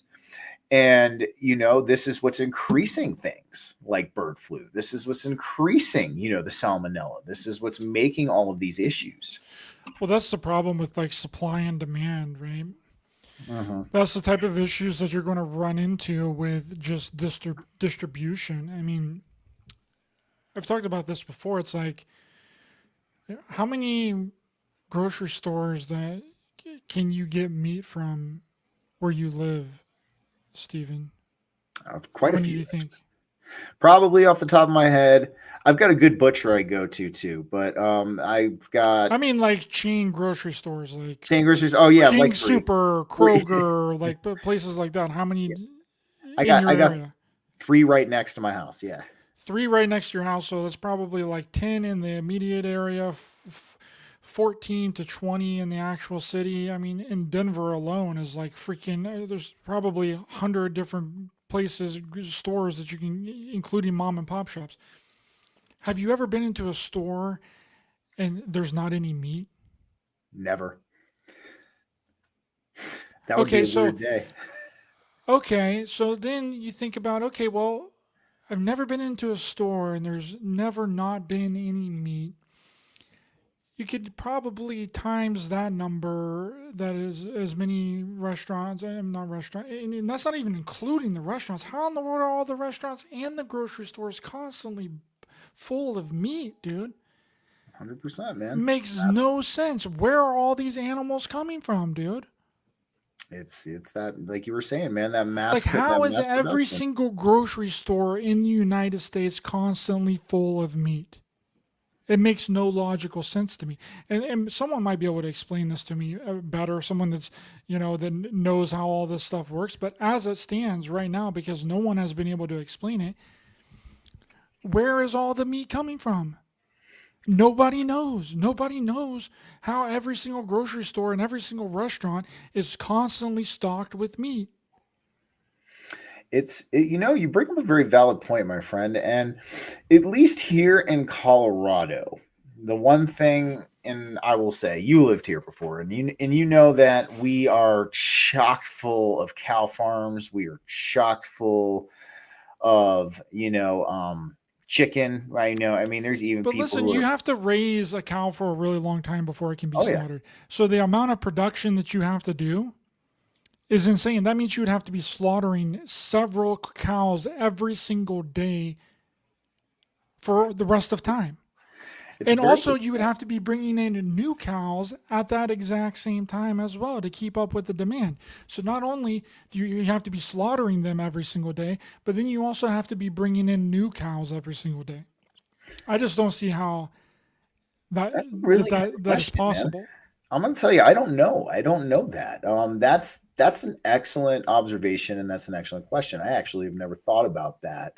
Just goes to show, like sometimes things can slip under the radar with us, man. But excellent observation, Ryder. Be the one to tell you that I don't know. I can tell you when I don't know something. What? The only tidbit of information that I can give you on that is I did know a guy who used to work at a slaughterhouse, and apparently they have cows coming in from many different sources at a very consistent rate. How does that translate over, like when you get ground beef? Let's say when you get ground beef at the store, this is what I do know from him. That ground beef could be from, what was it? He said like over 100 different cows, right? Like 100 different Yeah, cows. because they all just mix it together, and it's essentially the remnants of the cow. It's not even the Yep. main meat part. Yeah. So, and like very rarely will you get I mean, if you go to a good butcher, like we got a good butcher up the street from our house, and you can actually get like ground sirloin, you can get ground ribeye, you can get all that, and it'll be from the same cow. But as far as we're talking like commercial stores like Kroger and or Safeway or Albertsons, whatever you guys got out near you, I know that those are like, it comes from like 100 different cows. But as far as the mass surplus, I think, there's a lot of people who are thinking too at this point. We are getting meat shipped from other areas of the world. That's something that has kind of come into. Show Yeah, me where the cow train is, Steven. I want to know where the I know. cow train is. I want to know where the cow airplane is, where we're shipping in all these freaking cows.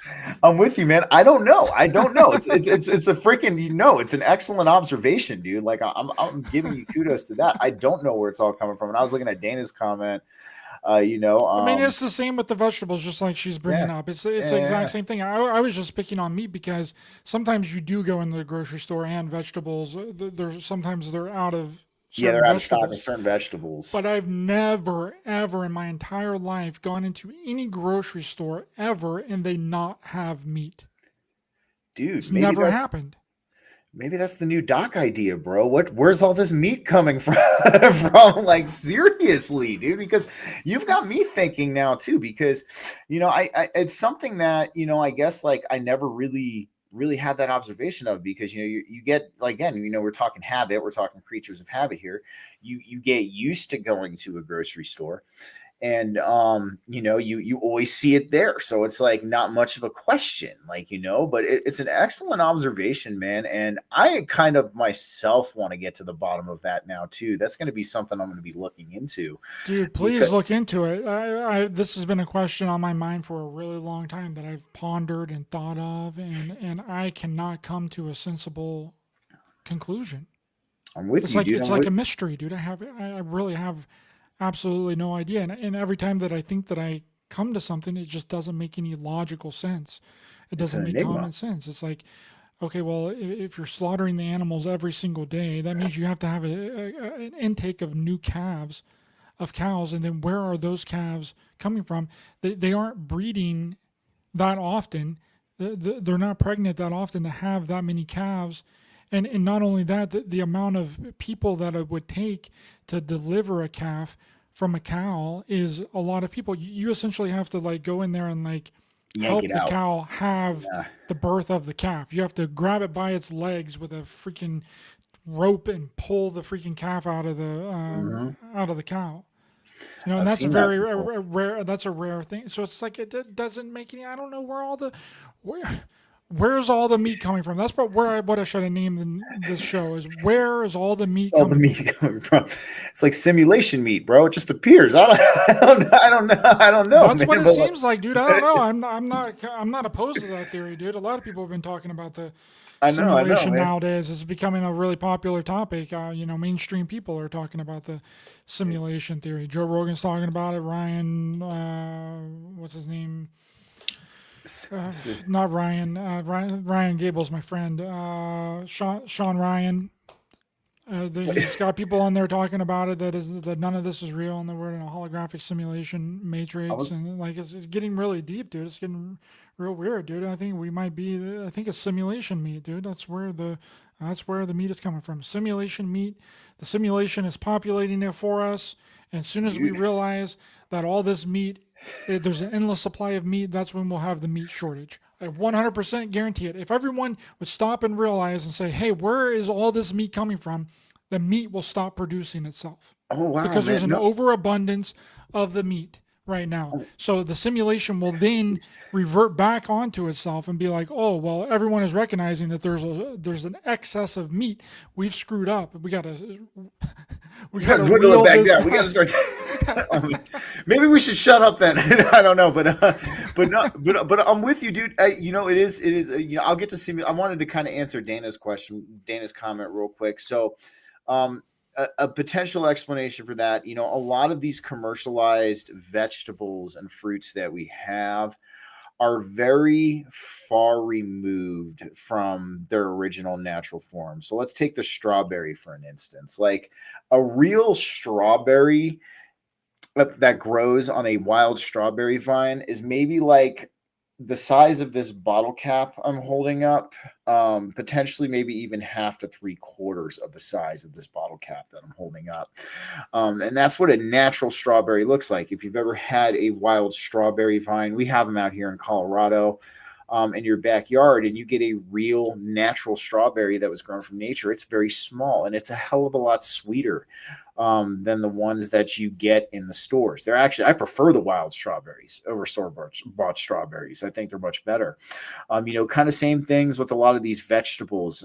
Their natural forms look nothing like the commercialized forms that we have. And usually a lot of the commercialized forms that we get is, as Ryder and I were talking about, we're on the scale of mass production. They had to make the vegetables bigger.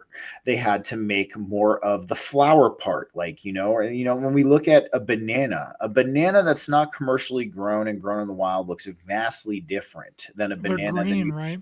Yep, and they have seeds in them, and and they have seeds in them. Same thing if you look at corn before it was commercialized. Ears of corn were like you can get an ear of corn that's like this freaking huge now, but most of the time corn was very small.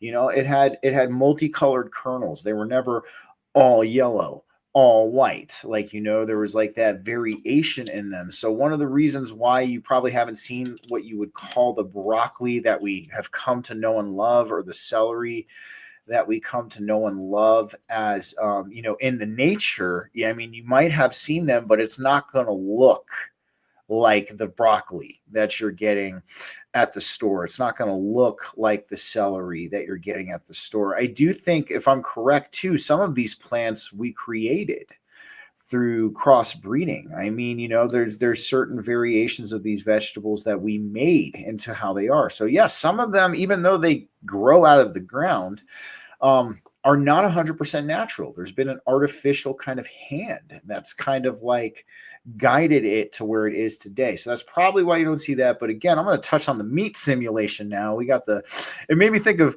Minecraft, bro. It's like the meat just pops up, dude. It's like it just shows up. Bro, there. I think 100% it is. I mean, Dana says when you take into the math ain't mathing. Okay, the math ain't mathing. It's not. When you include the grocery stores that is constantly stocked full of meat, all of the restaurants that just have meat on deck. I've never went to a restaurant and ordered a dish with meat, and then they came back and said, "Oh, sorry, we don't have a steak." Yeah.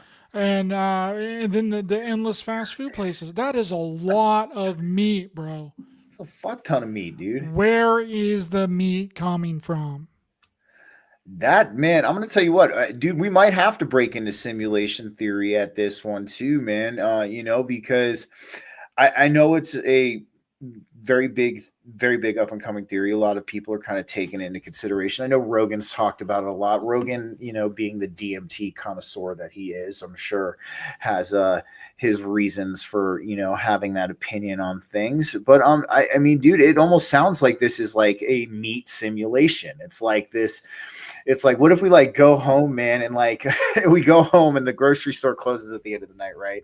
And then all of the meat that was bought just re-renders back onto the fucking shelf. Dude, it might be, bro. Like I think that it just comes back. Someone goes to buy some meat from the store, and then it's just it automatically replenishes itself. You're gonna have me start checking the dates now, man. I'm like gonna go in there. It's like, this one still has the same date as the one I bought yesterday. What the fuck or something, man? Like, you're absolutely right, though. I mean, when you break it down from a math standpoint, what do we got? 380 billion people, or million people in the United States right now. It's like 380, I think, going up to like 390 at this point. Yeah, that's a lot. I mean, you got to think, I mean, what's the statistical data for meat eaters at this point in time? Isn't it like, I think maybe like 70 to 75% of the country is still eating meat? I know, since vegetarianism and veganism is kind of kicked up a little bit, there's, we have that percentage of the country doing that. But, like, let's just give a good general, because let's just even say if 70% of these 380 million people, were eating meat, like how many people, let's do a quick math real quick here. I'm going to pull up a calculator. So we'll find out what 70% of 380 million is. Hold on one sec. So we got 380 million. That's 380. Sorry, 3 more zeros. 1, 2, 3 times 0.7. So we're still looking at 266 million people at this point that would eat meat, that probably eat meat every single day. And that's just in the United States, bro. That's not all the rest of the countries. That's not including Canada. Yeah. That's not including Mexico. That's not including Russia, Germany, any other country in the freaking world.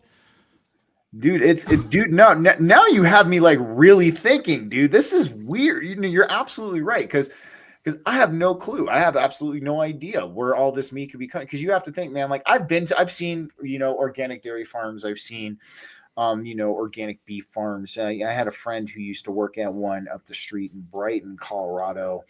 And even the amount of cows that were, obviously they were raw dairy farms, so they're milk. But even let's talk about, the commercial, what it takes to milk a cow too. And you look at commercial milk also, like, cows only produce a certain amount of milk every so often. You can't milk the shit out of them every day. Like, you know what I mean? So like, so then too, we can even kind of say, do we have simulator milk too? Is this like, are all of these, you know, these animal products like are just re-rendering themselves on the shelves every night? Dude, it is so bizarre. Like, this is just such an excellent observation. And now it's like, where the fuck is all of the meat coming from? Like, where is this? Because, dude, you got to think 266 million people. Like, let's say, even if, dude, let's say these 266 million people had a 16-ounce fucking ribeye every night for dinner. Like, you know what I mean?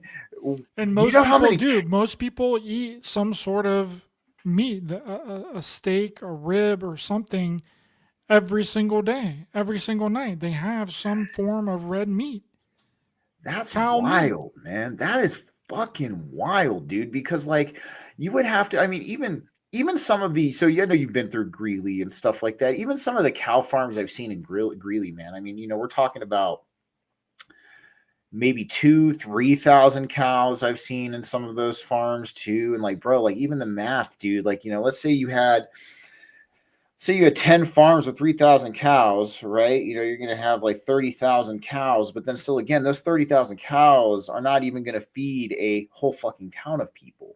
Like, you know what I mean? Or a whole city of people. You know, you look at the population of Denver and stuff like that. Those 30,000 cows are not going to feed that whole city. Man, this is like, we got to get to the bottom of this, dude. This is fucking like, I don't know. It's like, cause I'm a meat eater. Like I'm flexitarian. Like I do some vegetarian meals, but I do eat meat, you know? And, you know, my breakfast and my lunch are normally vegetarian. And then I'll have like a meat meal for like lunch or for dinner or something like that. But man, like, you know, and I source my meats and stuff. Like I try my best to like to get good quality meats. I try to not do commercial as much as possible, but still, man, like, I mean, I can account for the good quality meats and the organic farms, like, you know, because those aren't as prevalent, you know, as, you know, a lot of the commercial stuff.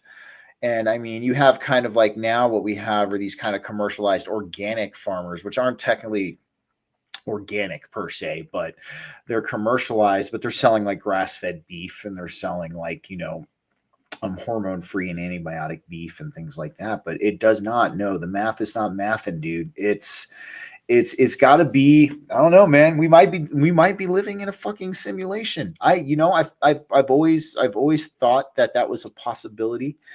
I mean, you know, have you ever heard of the orgone brain cells? Have you ever heard of those before? No, I haven't. What is it?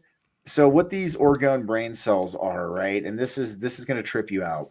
So they take these brain cells, they're human brain cells, and they grow them in a dish, right? And they do is they start to gain some kind of form of sentience, right? And what they're used is they have a faster thinking capacity than AI. They have a faster processing capacity than AI. But what they do when these brain cells aren't used is they put them in a simulation where they're a butterfly and they think they're a butterfly.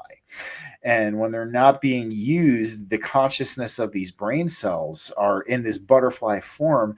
And so the guy who I was, you know, watching the show who was talking about this, they said, what if we are just a bunch of brain cells on a petri dish somewhere that are sentient and we're being put through, you know, this human simulation? I mean, who knows, dude? Like it's weird, but the fact that we have this abundance of meat, and, you know, and you even look at stuff on the news too. Like I forgot, there was back during COVID, they were dumping a lot of meats, they were dumping a lot of milks, they were dumping a lot of stuff out. I don't remember exactly what the reason was for, but I know a lot of farmers were getting rid of a lot of food. But dude, then even during COVID, man, if the farmers were dumping milk and they were getting rid of meat, I saw no fucking shortage of meat or milk during COVID either. Nope. So like, what the fuck is going on, dude? Like, It has never happened. I have never went in anywhere ever, ordered something with meat at a restaurant, and they said that they don't have the meat. It has just never happened. I've never went into a grocery store and they not have meat. And I've been into a lot of grocery stores. I mean, people regularly go in the grocery stores. I think we just need to break this freaking simulation, this meat simulation, and use the hashtag, where is all the freaking meat coming from? Dude, And I'm with you. maybe we can bring this whole thing down, bro. Well, dude, that's the thing, man. That's a great documentary idea, man. We were talking about that the other day. Like, that is a great documentary idea because, I can't even begin to tell you. I mean, even just with a little bit of math we did, 266 million people, the 70% of the United States. I don't want to put on a tinfoil hat, but is it possible that maybe, I don't have any concrete evidence and I can't prove this, don't get me wrong.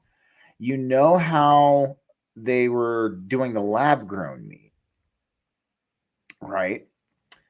Is it possible? Because I remember very, very specifically, man. So I don't know if a lot of people remember the documentary early, like late 2008, early 2009. It was called Esoteric Agenda. And there was a scene where they were talking about GMOs in there.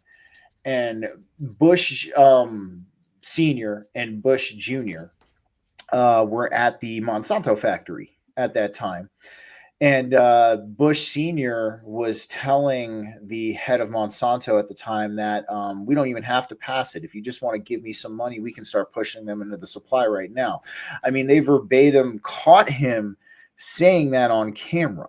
Like, you know what I mean? So, and this was before the days of AI generation. This was before the days of all of this stuff really hitting. So is the validity of that possible? I do think it potentially could be. But like I said, I can't prove this, but what if potentially they're slipping something like that into the food supply? I mean, that could be one explanation. I don't know. But freaking, but it is, man. Like we're well, we know that they can clone animals. That's 100% clone yeah. animals. They can clone sheep. They can clone dogs. They can clone cats. I mean, there's a lady on TikTok right now that had her cat cloned. Like there's facilities in California that will clone your freaking cat. So if they can clone animals, they can essentially clone more cows, more cows, chickens. And they can. So I don't know. They can have a giant freaking facility of cows that are essentially just grown in like an incubation sack. And then it takes a couple of weeks, and then boom, they're like a full-grown cow, and then they ship them off to places to be slaughtered. They give them to the farmers for a couple of months and make it seem like that they is a normal cow. Yeah. Yep. I mean, America is not a stranger to interesting business practices. That's all I will say when it comes to that.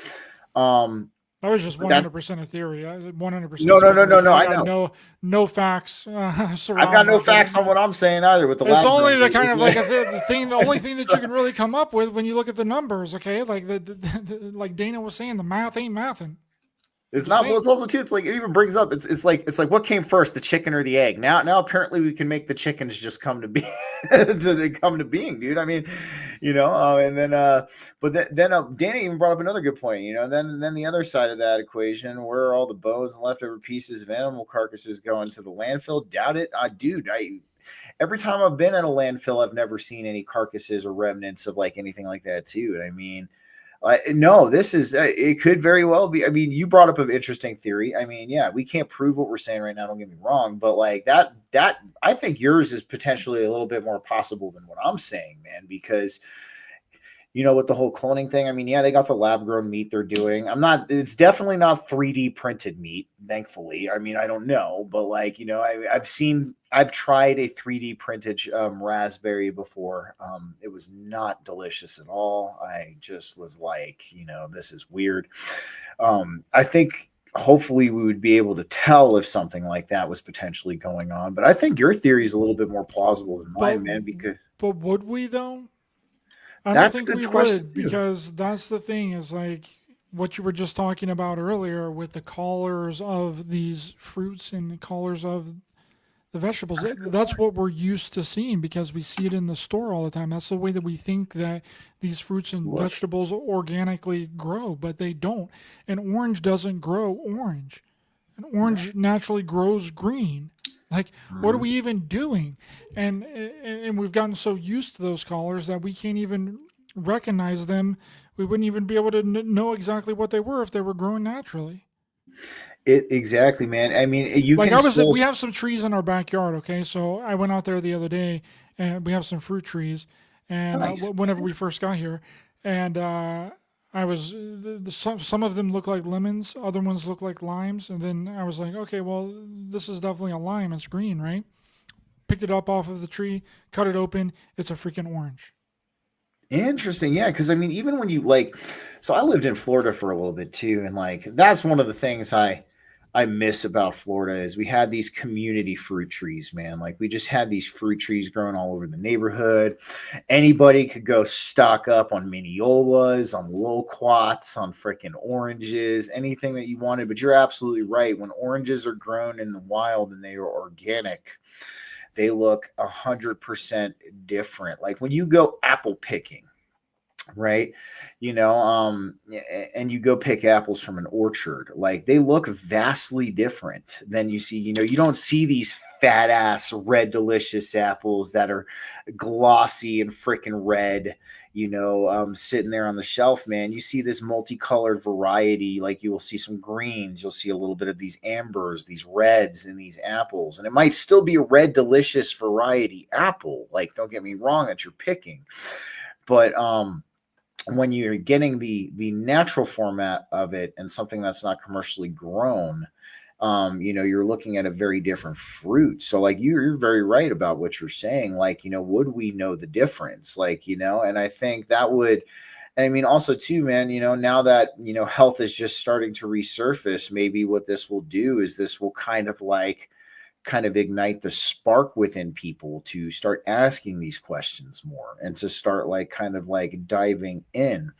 And I'm glad Dana agrees with me on the meat documentary. That's pretty awesome. It's a great documentary idea, man.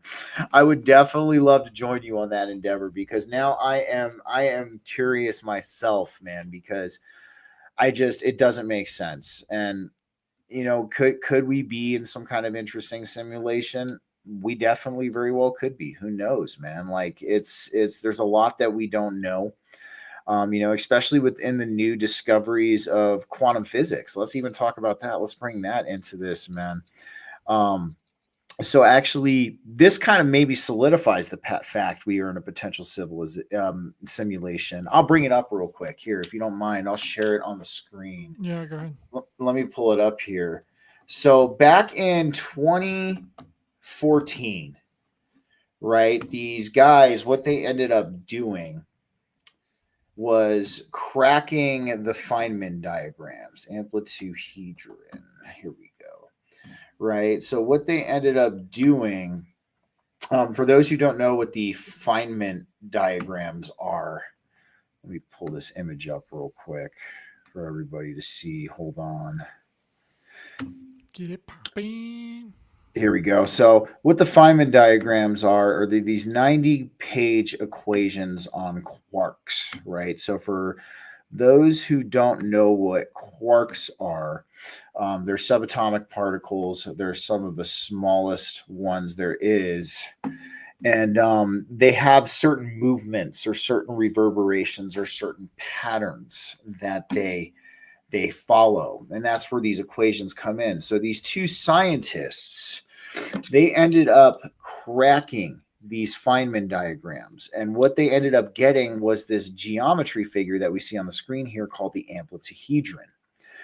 And so this amplituhedron, don't get me wrong, I'm not a quantum physicist. I'm understanding this to the best of my capabilities here, but it's vastly interesting to me, is what this amplituhedron does is it destroys locality and unitarity. And I'll kind of somewhat break down what locality is. Locality is how particles locally interact with each other, and unitarity is more of like a unified theme of how these particles interact with each other. These don't really exist if this is the case. So what that would potentially lead us to think is that we are in some kind of holographic simulated reality.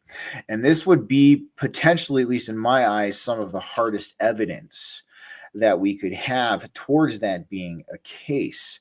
So I wanted to share that because we were on the topic of this. This was a pretty big discovery when it happened. It wasn't really announced in the mainstream media.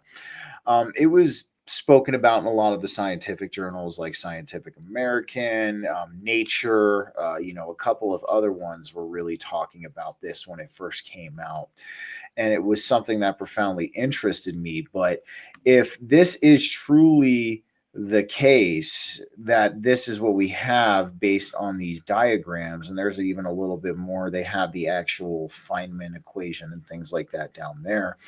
It's very possible we are living in some kind of simulation, Ryder, if this is true. So like that's adding that to the plate at this point. We meat could simulator, have baby. Meat simulator. Meat simulator, bro.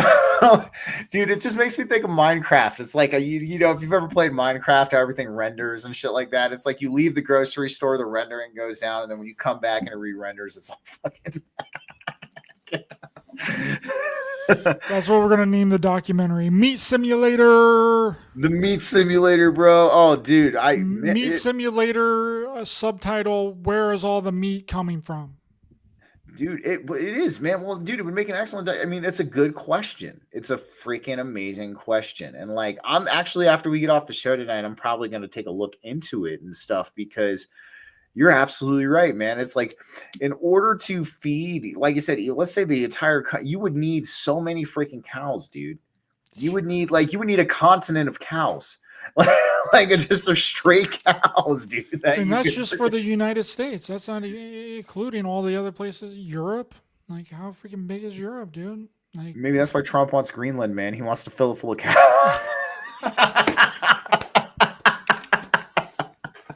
He wants to fill Canada full of cows too, man. He's like, fuck, we need some more meat. We can't let them know about the meat simulator. God damn it, we need to make it.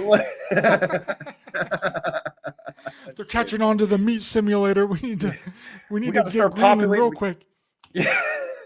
Dude, you never know, man. But like, no, that is, dude, I think that's a question we need to get to the bottom of in our lifetime because, especially too, man, one thing I would love to see is, the natural forms of fruit and vegetables come back into being too, man. Like that would be a real cool thing to see. Well, that's a problem with like the stores though too, is because they want everything to look pristine and like perfect because they don't think that the customer wants to get something that has imperfections with it, right? Because it's in a different kind of setting, so they make it look all different than it actually develops in nature, and and some of it too is like distribution as well, like. Some of the preservatives and some of the things like have to be put in there in order to transport it and keep it good for a certain period of time. So I don't know, dude, but this meat thing, bro, we need to crack the freaking code on this bad boy. And I hope you look into it, and I'll try and look into it as well. And we'll put our freaking heads together, and we're gonna bring down this meat simulator. Destroy the meat simulator. Dude, I'm telling you, man. Well, even what Jerry just said in the car, chicken wings, it probably takes a lot. Damn right, dude. Like, how many wing restaurants are there out there, man? And how many, you can go get a, there's a Buffalo Wild Wings on the end of every freaking corner, dude. What do you mean, dog? Come on now. I'm telling you, man. Well, dude, do you remember? I don't know if you were growing up, if you had Glory Days, the restaurant Glory Days around you, but they would always have their wing night on Wednesday night, man. And you could get like upwards of like 30 wings for like $10 and things like that. But you got to think, man, if with so many people, let's say you have like 10 Glory Days in like, in like a city, and you have people and they're all ordering 30 wings, where the fuck are all those wings coming from, bro? Like, yes, no, man. I think, man, we need to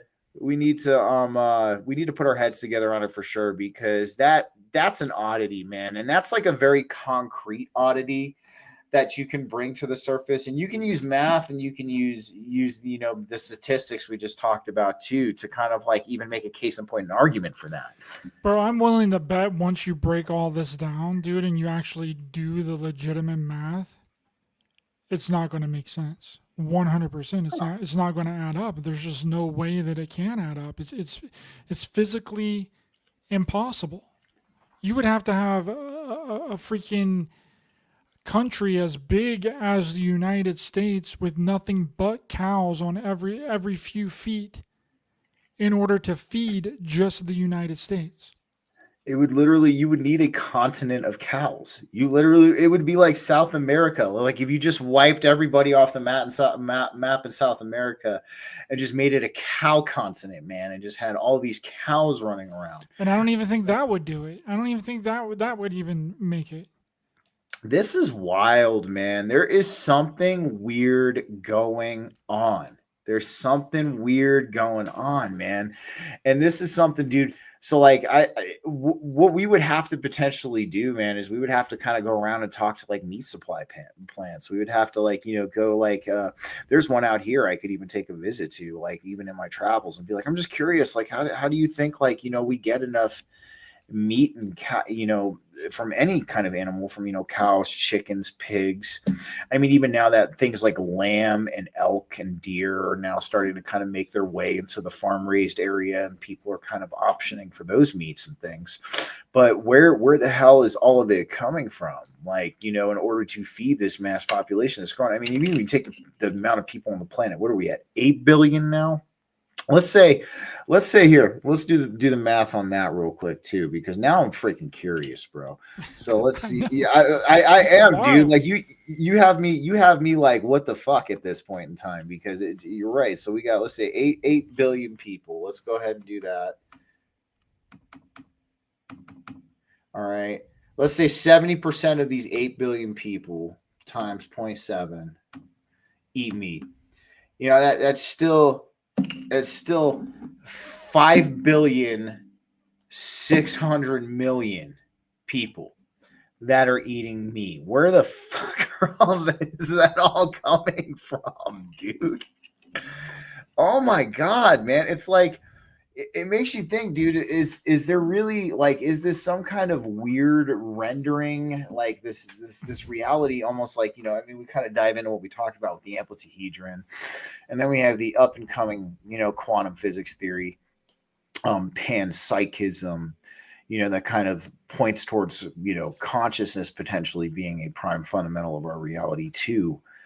I mean, maybe there's something intertwined with that, man. I don't know. Maybe that it's a simulation based on consciousness, and our consciousness somehow has an interaction with the simulation of some kind. Like, I'll bring up this article real quick, because this is one of my favorite ones here. Hold on. Because it's in Scientific American. The fact that Scientific American is talking about this is really awesome to me. And so we have, is consciousness part of the fabric of the universe? Let me share this real quick. Get it up, bro. Yeah, man. When you have Scientific American talking about stuff like this is what's great, man. So, we have, is consciousness part of the fabric of the universe? And then we have a theory called panpsychism, proposes that consciousness is a fundamental aspect of reality. And I'll link this article to you if you want to send it to people. But basically, in a nutshell, what it's getting into is how our consciousness is potentially a prime fundamental of this existence. And more physicists are starting to see this. And basically, in here you have the issue of the fact that if this is really the truth, like if this is a consciousness-based reality, right? And we are, that's the prime fundamental of existence. That would do a couple of things. One, it would no longer objectify reality. And I know you and I have talked about this before a couple of times when it comes to things like this. Like, if consciousness really is truly the prime fundamental of this existence, reality would no longer be objective. We would have a collective of subjective realities that are having like a mutually agreed upon experience. And that even ties into what we're talking about.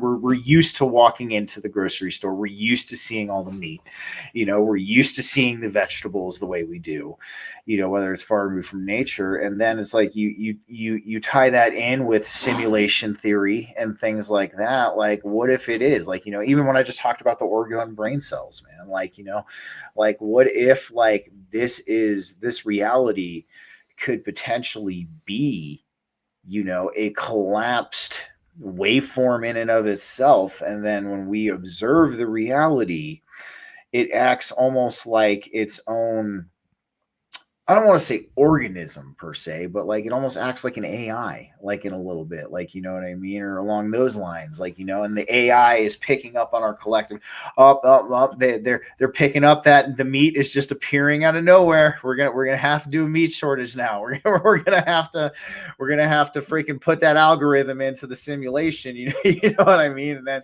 now all the beef's going to be gone. Maybe you guys shouldn't have asked too many questions. I don't know. But at the same time, it may be, dude. That might be the way that it works. I don't know, man. I don't know. Like, I can say I don't know. Like, that's the biggest thing about me. However, it's like, it's crazy though to think about, dude. It's crazy to think about like how this meat is just always constantly there. There's always this mass amount of it.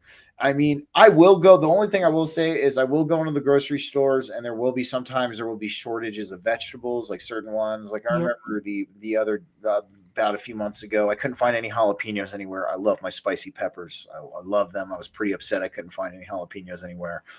But I've never seen a steak shortage. I've never seen a chicken shortage. I've never seen a pork shortage. I mean, shit, dude, I could go to King Supers right now and I guarantee you I can go get like freaking 20 racks of ribs. They're all freaking loaded up there. You know what I mean? And things like that. So it's like, is this like something that this environment that we're in, is it like almost like self-replicating in a way? Is it almost like, is it potentially there's some kind of like self-replication or self-repartitioning that occurs, that if something is used, this self-partitioning reestablishes it back into the reality.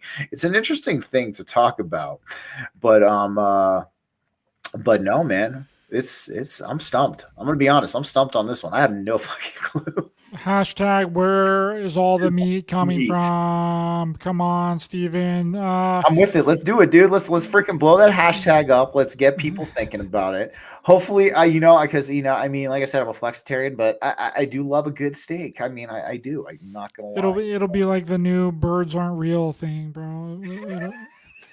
It'll be like meat's not real, dude. Well, the meat simulator.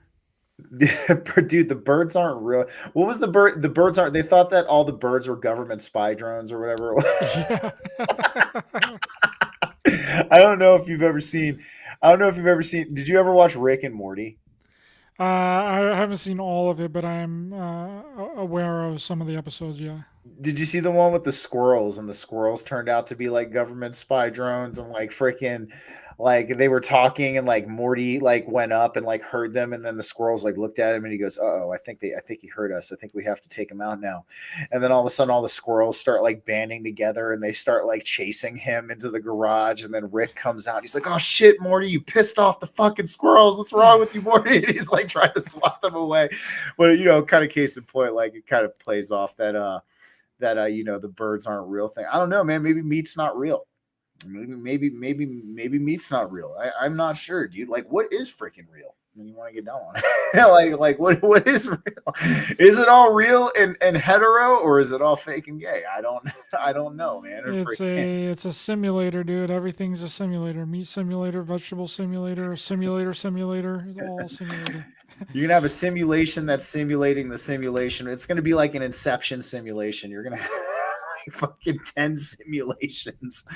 And we're so deep into the simulation that we don't realize that we're inside of a simulation, and then when we wake up from this simulation, it's another simulation.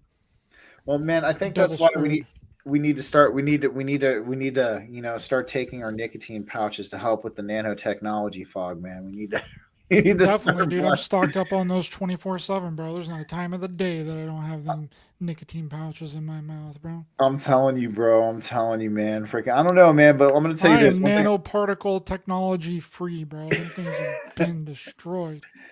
I don't know, man. The funny, what was it? The silliest conspiracy theory I ever heard. I think you remember this. What was it back in the beginning of 2024, where people on TikTok were stating that the new emergent. Yeah, we were talking about this at the Oh, time when it happened. the zombie thing? Yeah.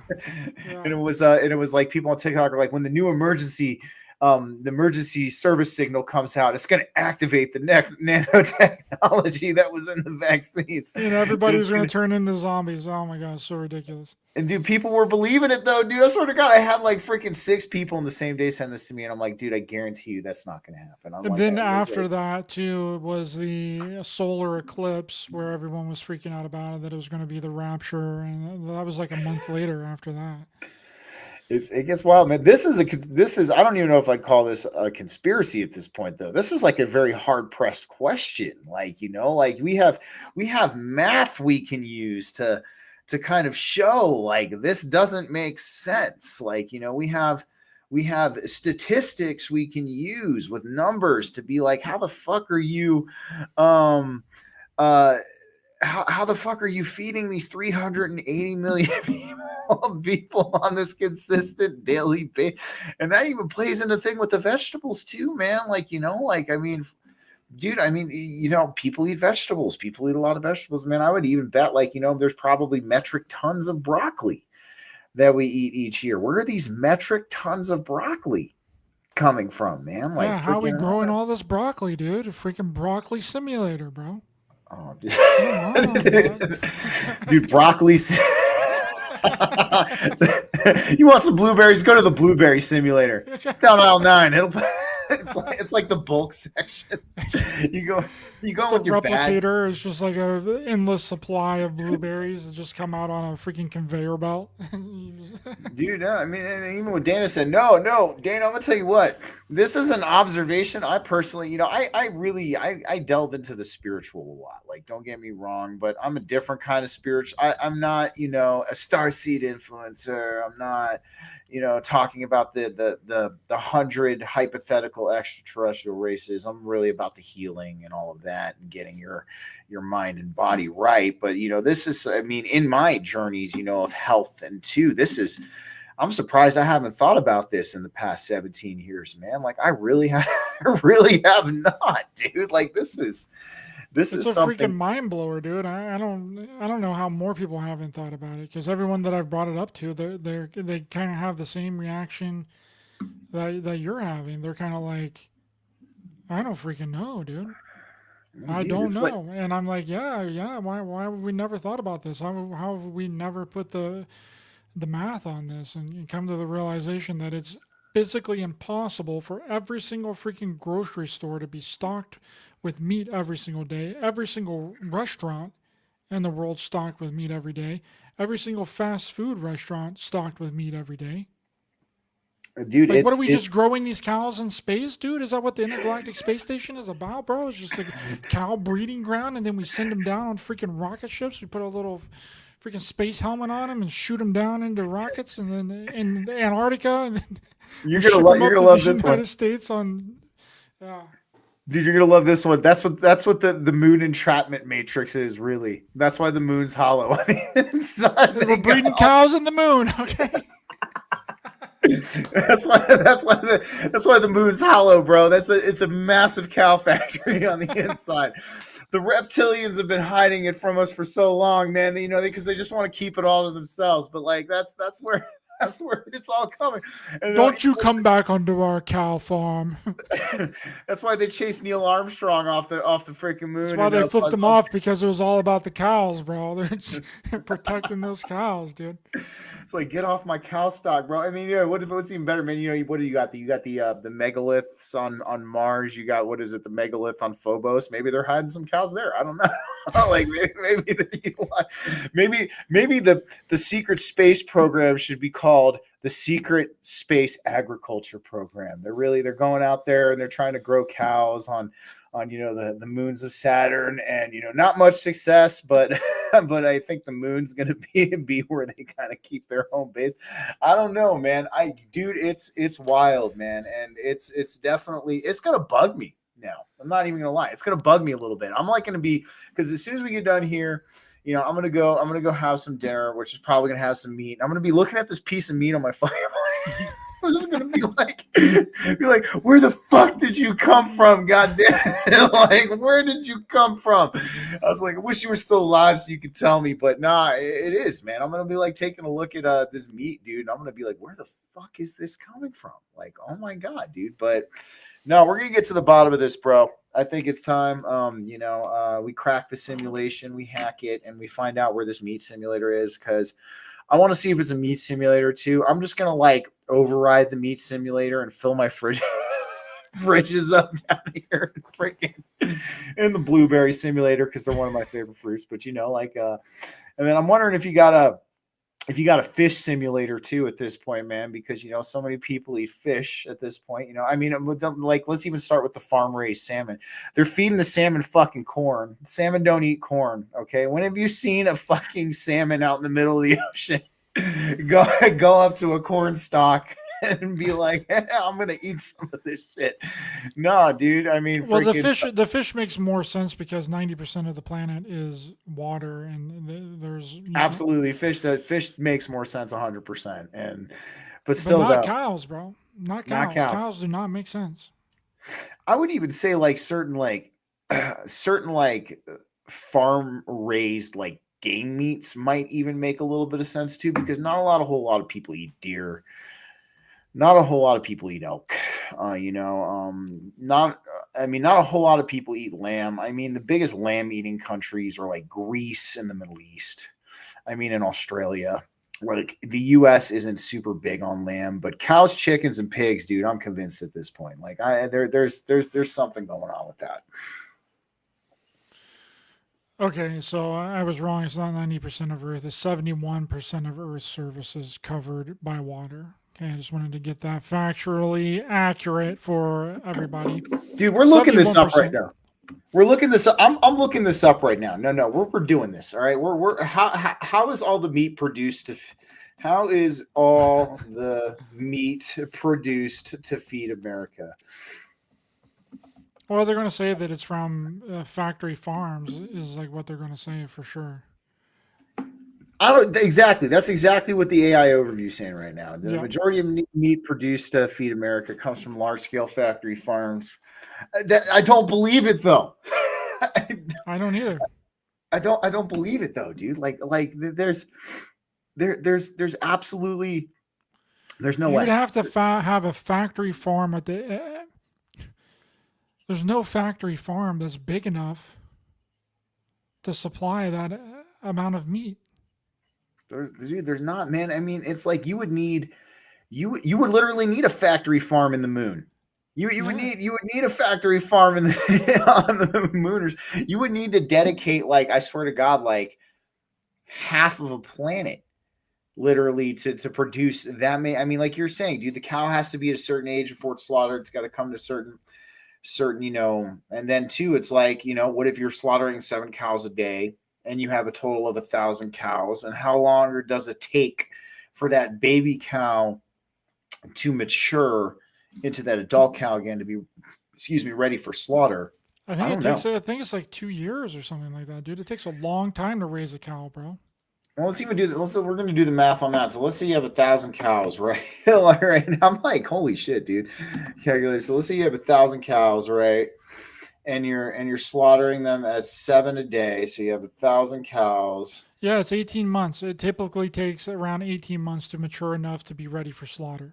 Well, so here's the thing, dude. If you're slaughtering those 7,000 cows a day, so let's see here, and let's say a year here. So divided by 365.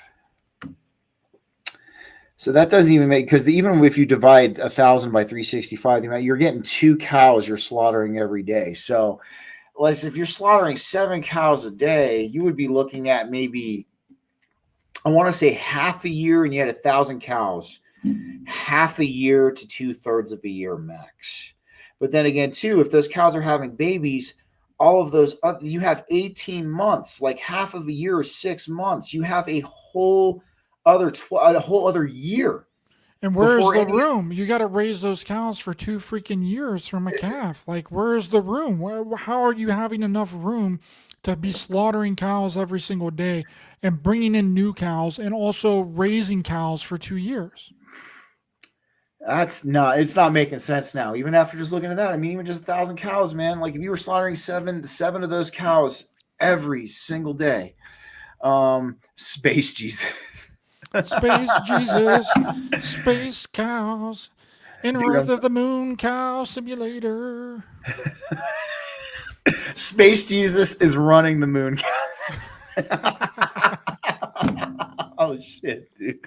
I'm telling you though, but dude, even at that point, man, like, yeah, it doesn't make sense. All right. Before my head blows off my shoulders, I'm gonna have to think about this because, yeah, dude. Absolutely, dude. Well, thank you for coming on. It was a fun conversation. It was a blast, man. Love these types of conversations. Dude. Can you let people know where they can find you online? Plug anything that you want to plug. Absolutely, man. So Ryder's got my Rumble link down in the description of the video. You guys can also find me on YouTube under BGcast. You guys can find me on, all major podcast platforms, Spotify, Rockfin, Spreaker, all under BGcast. I am on all social media under BGcast as well. I am pretty easy to find. I'd like to work on this documentary with you, Ryder. I mean, right now this year I'm making my break into public speaking. I will be doing my first public speaking event March 19th at something called Liberty on the Rocks, the Denver, Colorado chapter. And, my goal with this talk is to maybe slap a little bit more sense into people, man. We have a lot of, wild things running around, a lot of, wild, crazy theories, wild, extreme theories and things like that. So what my goal with this is to kind of like bring some solidification and potentially a new perspective to people to look at the world potentially in a different light. Not everything is doom and gloom. Not everything is nanotechnology fog. Not everything is all of that. So that is what that talk will be about. And plus different alternative systems and political parties. I've been working with the American Capitalist Party a little bit. If you guys haven't heard of that, if you guys know Lucifer from Supernatural, Mark Pellegrino, I had him on my show back in season 2. He is actually the co-founder of the American Capitalist Party. So I have been talking with him and working with him. Wait, you have the guy that played Lucifer in the Lucifer show? Not on the Lucifer show, out of Supernatural. Oh, Supernatural. Yep. No, I didn't have him. No, but Mark's a great guy, man. He's seems to be somebody from Hollywood who isn't drinking the Kool-Aid, which is kind of nice to see. He's not about putting chicks in it and making them lame and gay. So freaking, his party is actually pretty good. I'll briefly touch on it. It's a very big, it's kind of a happy medium between the two parties. I mean, it's based on laissez-faire capitalism, which is basically a free market, a true free market. It doesn't have government involvement like our current market has. It will have regulatory systems in place, though, that are ran and used by the people. But the great thing about this party, why I think it could be a good alternative, is it gives the right everything that they want, and it gives the left everything that they want, pretty much at the same time. The right has their key takeaways of what they look for in a political system. So does the left. So it's a happy median. So I look forward to working with him. And that's pretty much what I'm up to right now, guys. And also, of course, always support Forbidden Knowledge Network. Hop on over to the Forbidden Knowledge website. Support Ryder's documentaries. Support Chris's documentaries. And yeah, man, that's pretty much it. Thanks for having me on, dude. It was a blast. And you're going to have me looking at my freaking meat on my plate tonight like it's from the fucking moon, dude. Moon simulator. Hashtag, where is all this freaking meat coming from? Let's do this. Blow the lid on this meat conspiracy. Meat simulator. Thanks for coming on, Stephen. Really appreciate it. The links to his information is in the description of this video. Please be sure to hit the thumbs up button to help the channel in the algorithm. Share, subscribe, hit the bell icon as well for notifications. And we'll see you guys next time.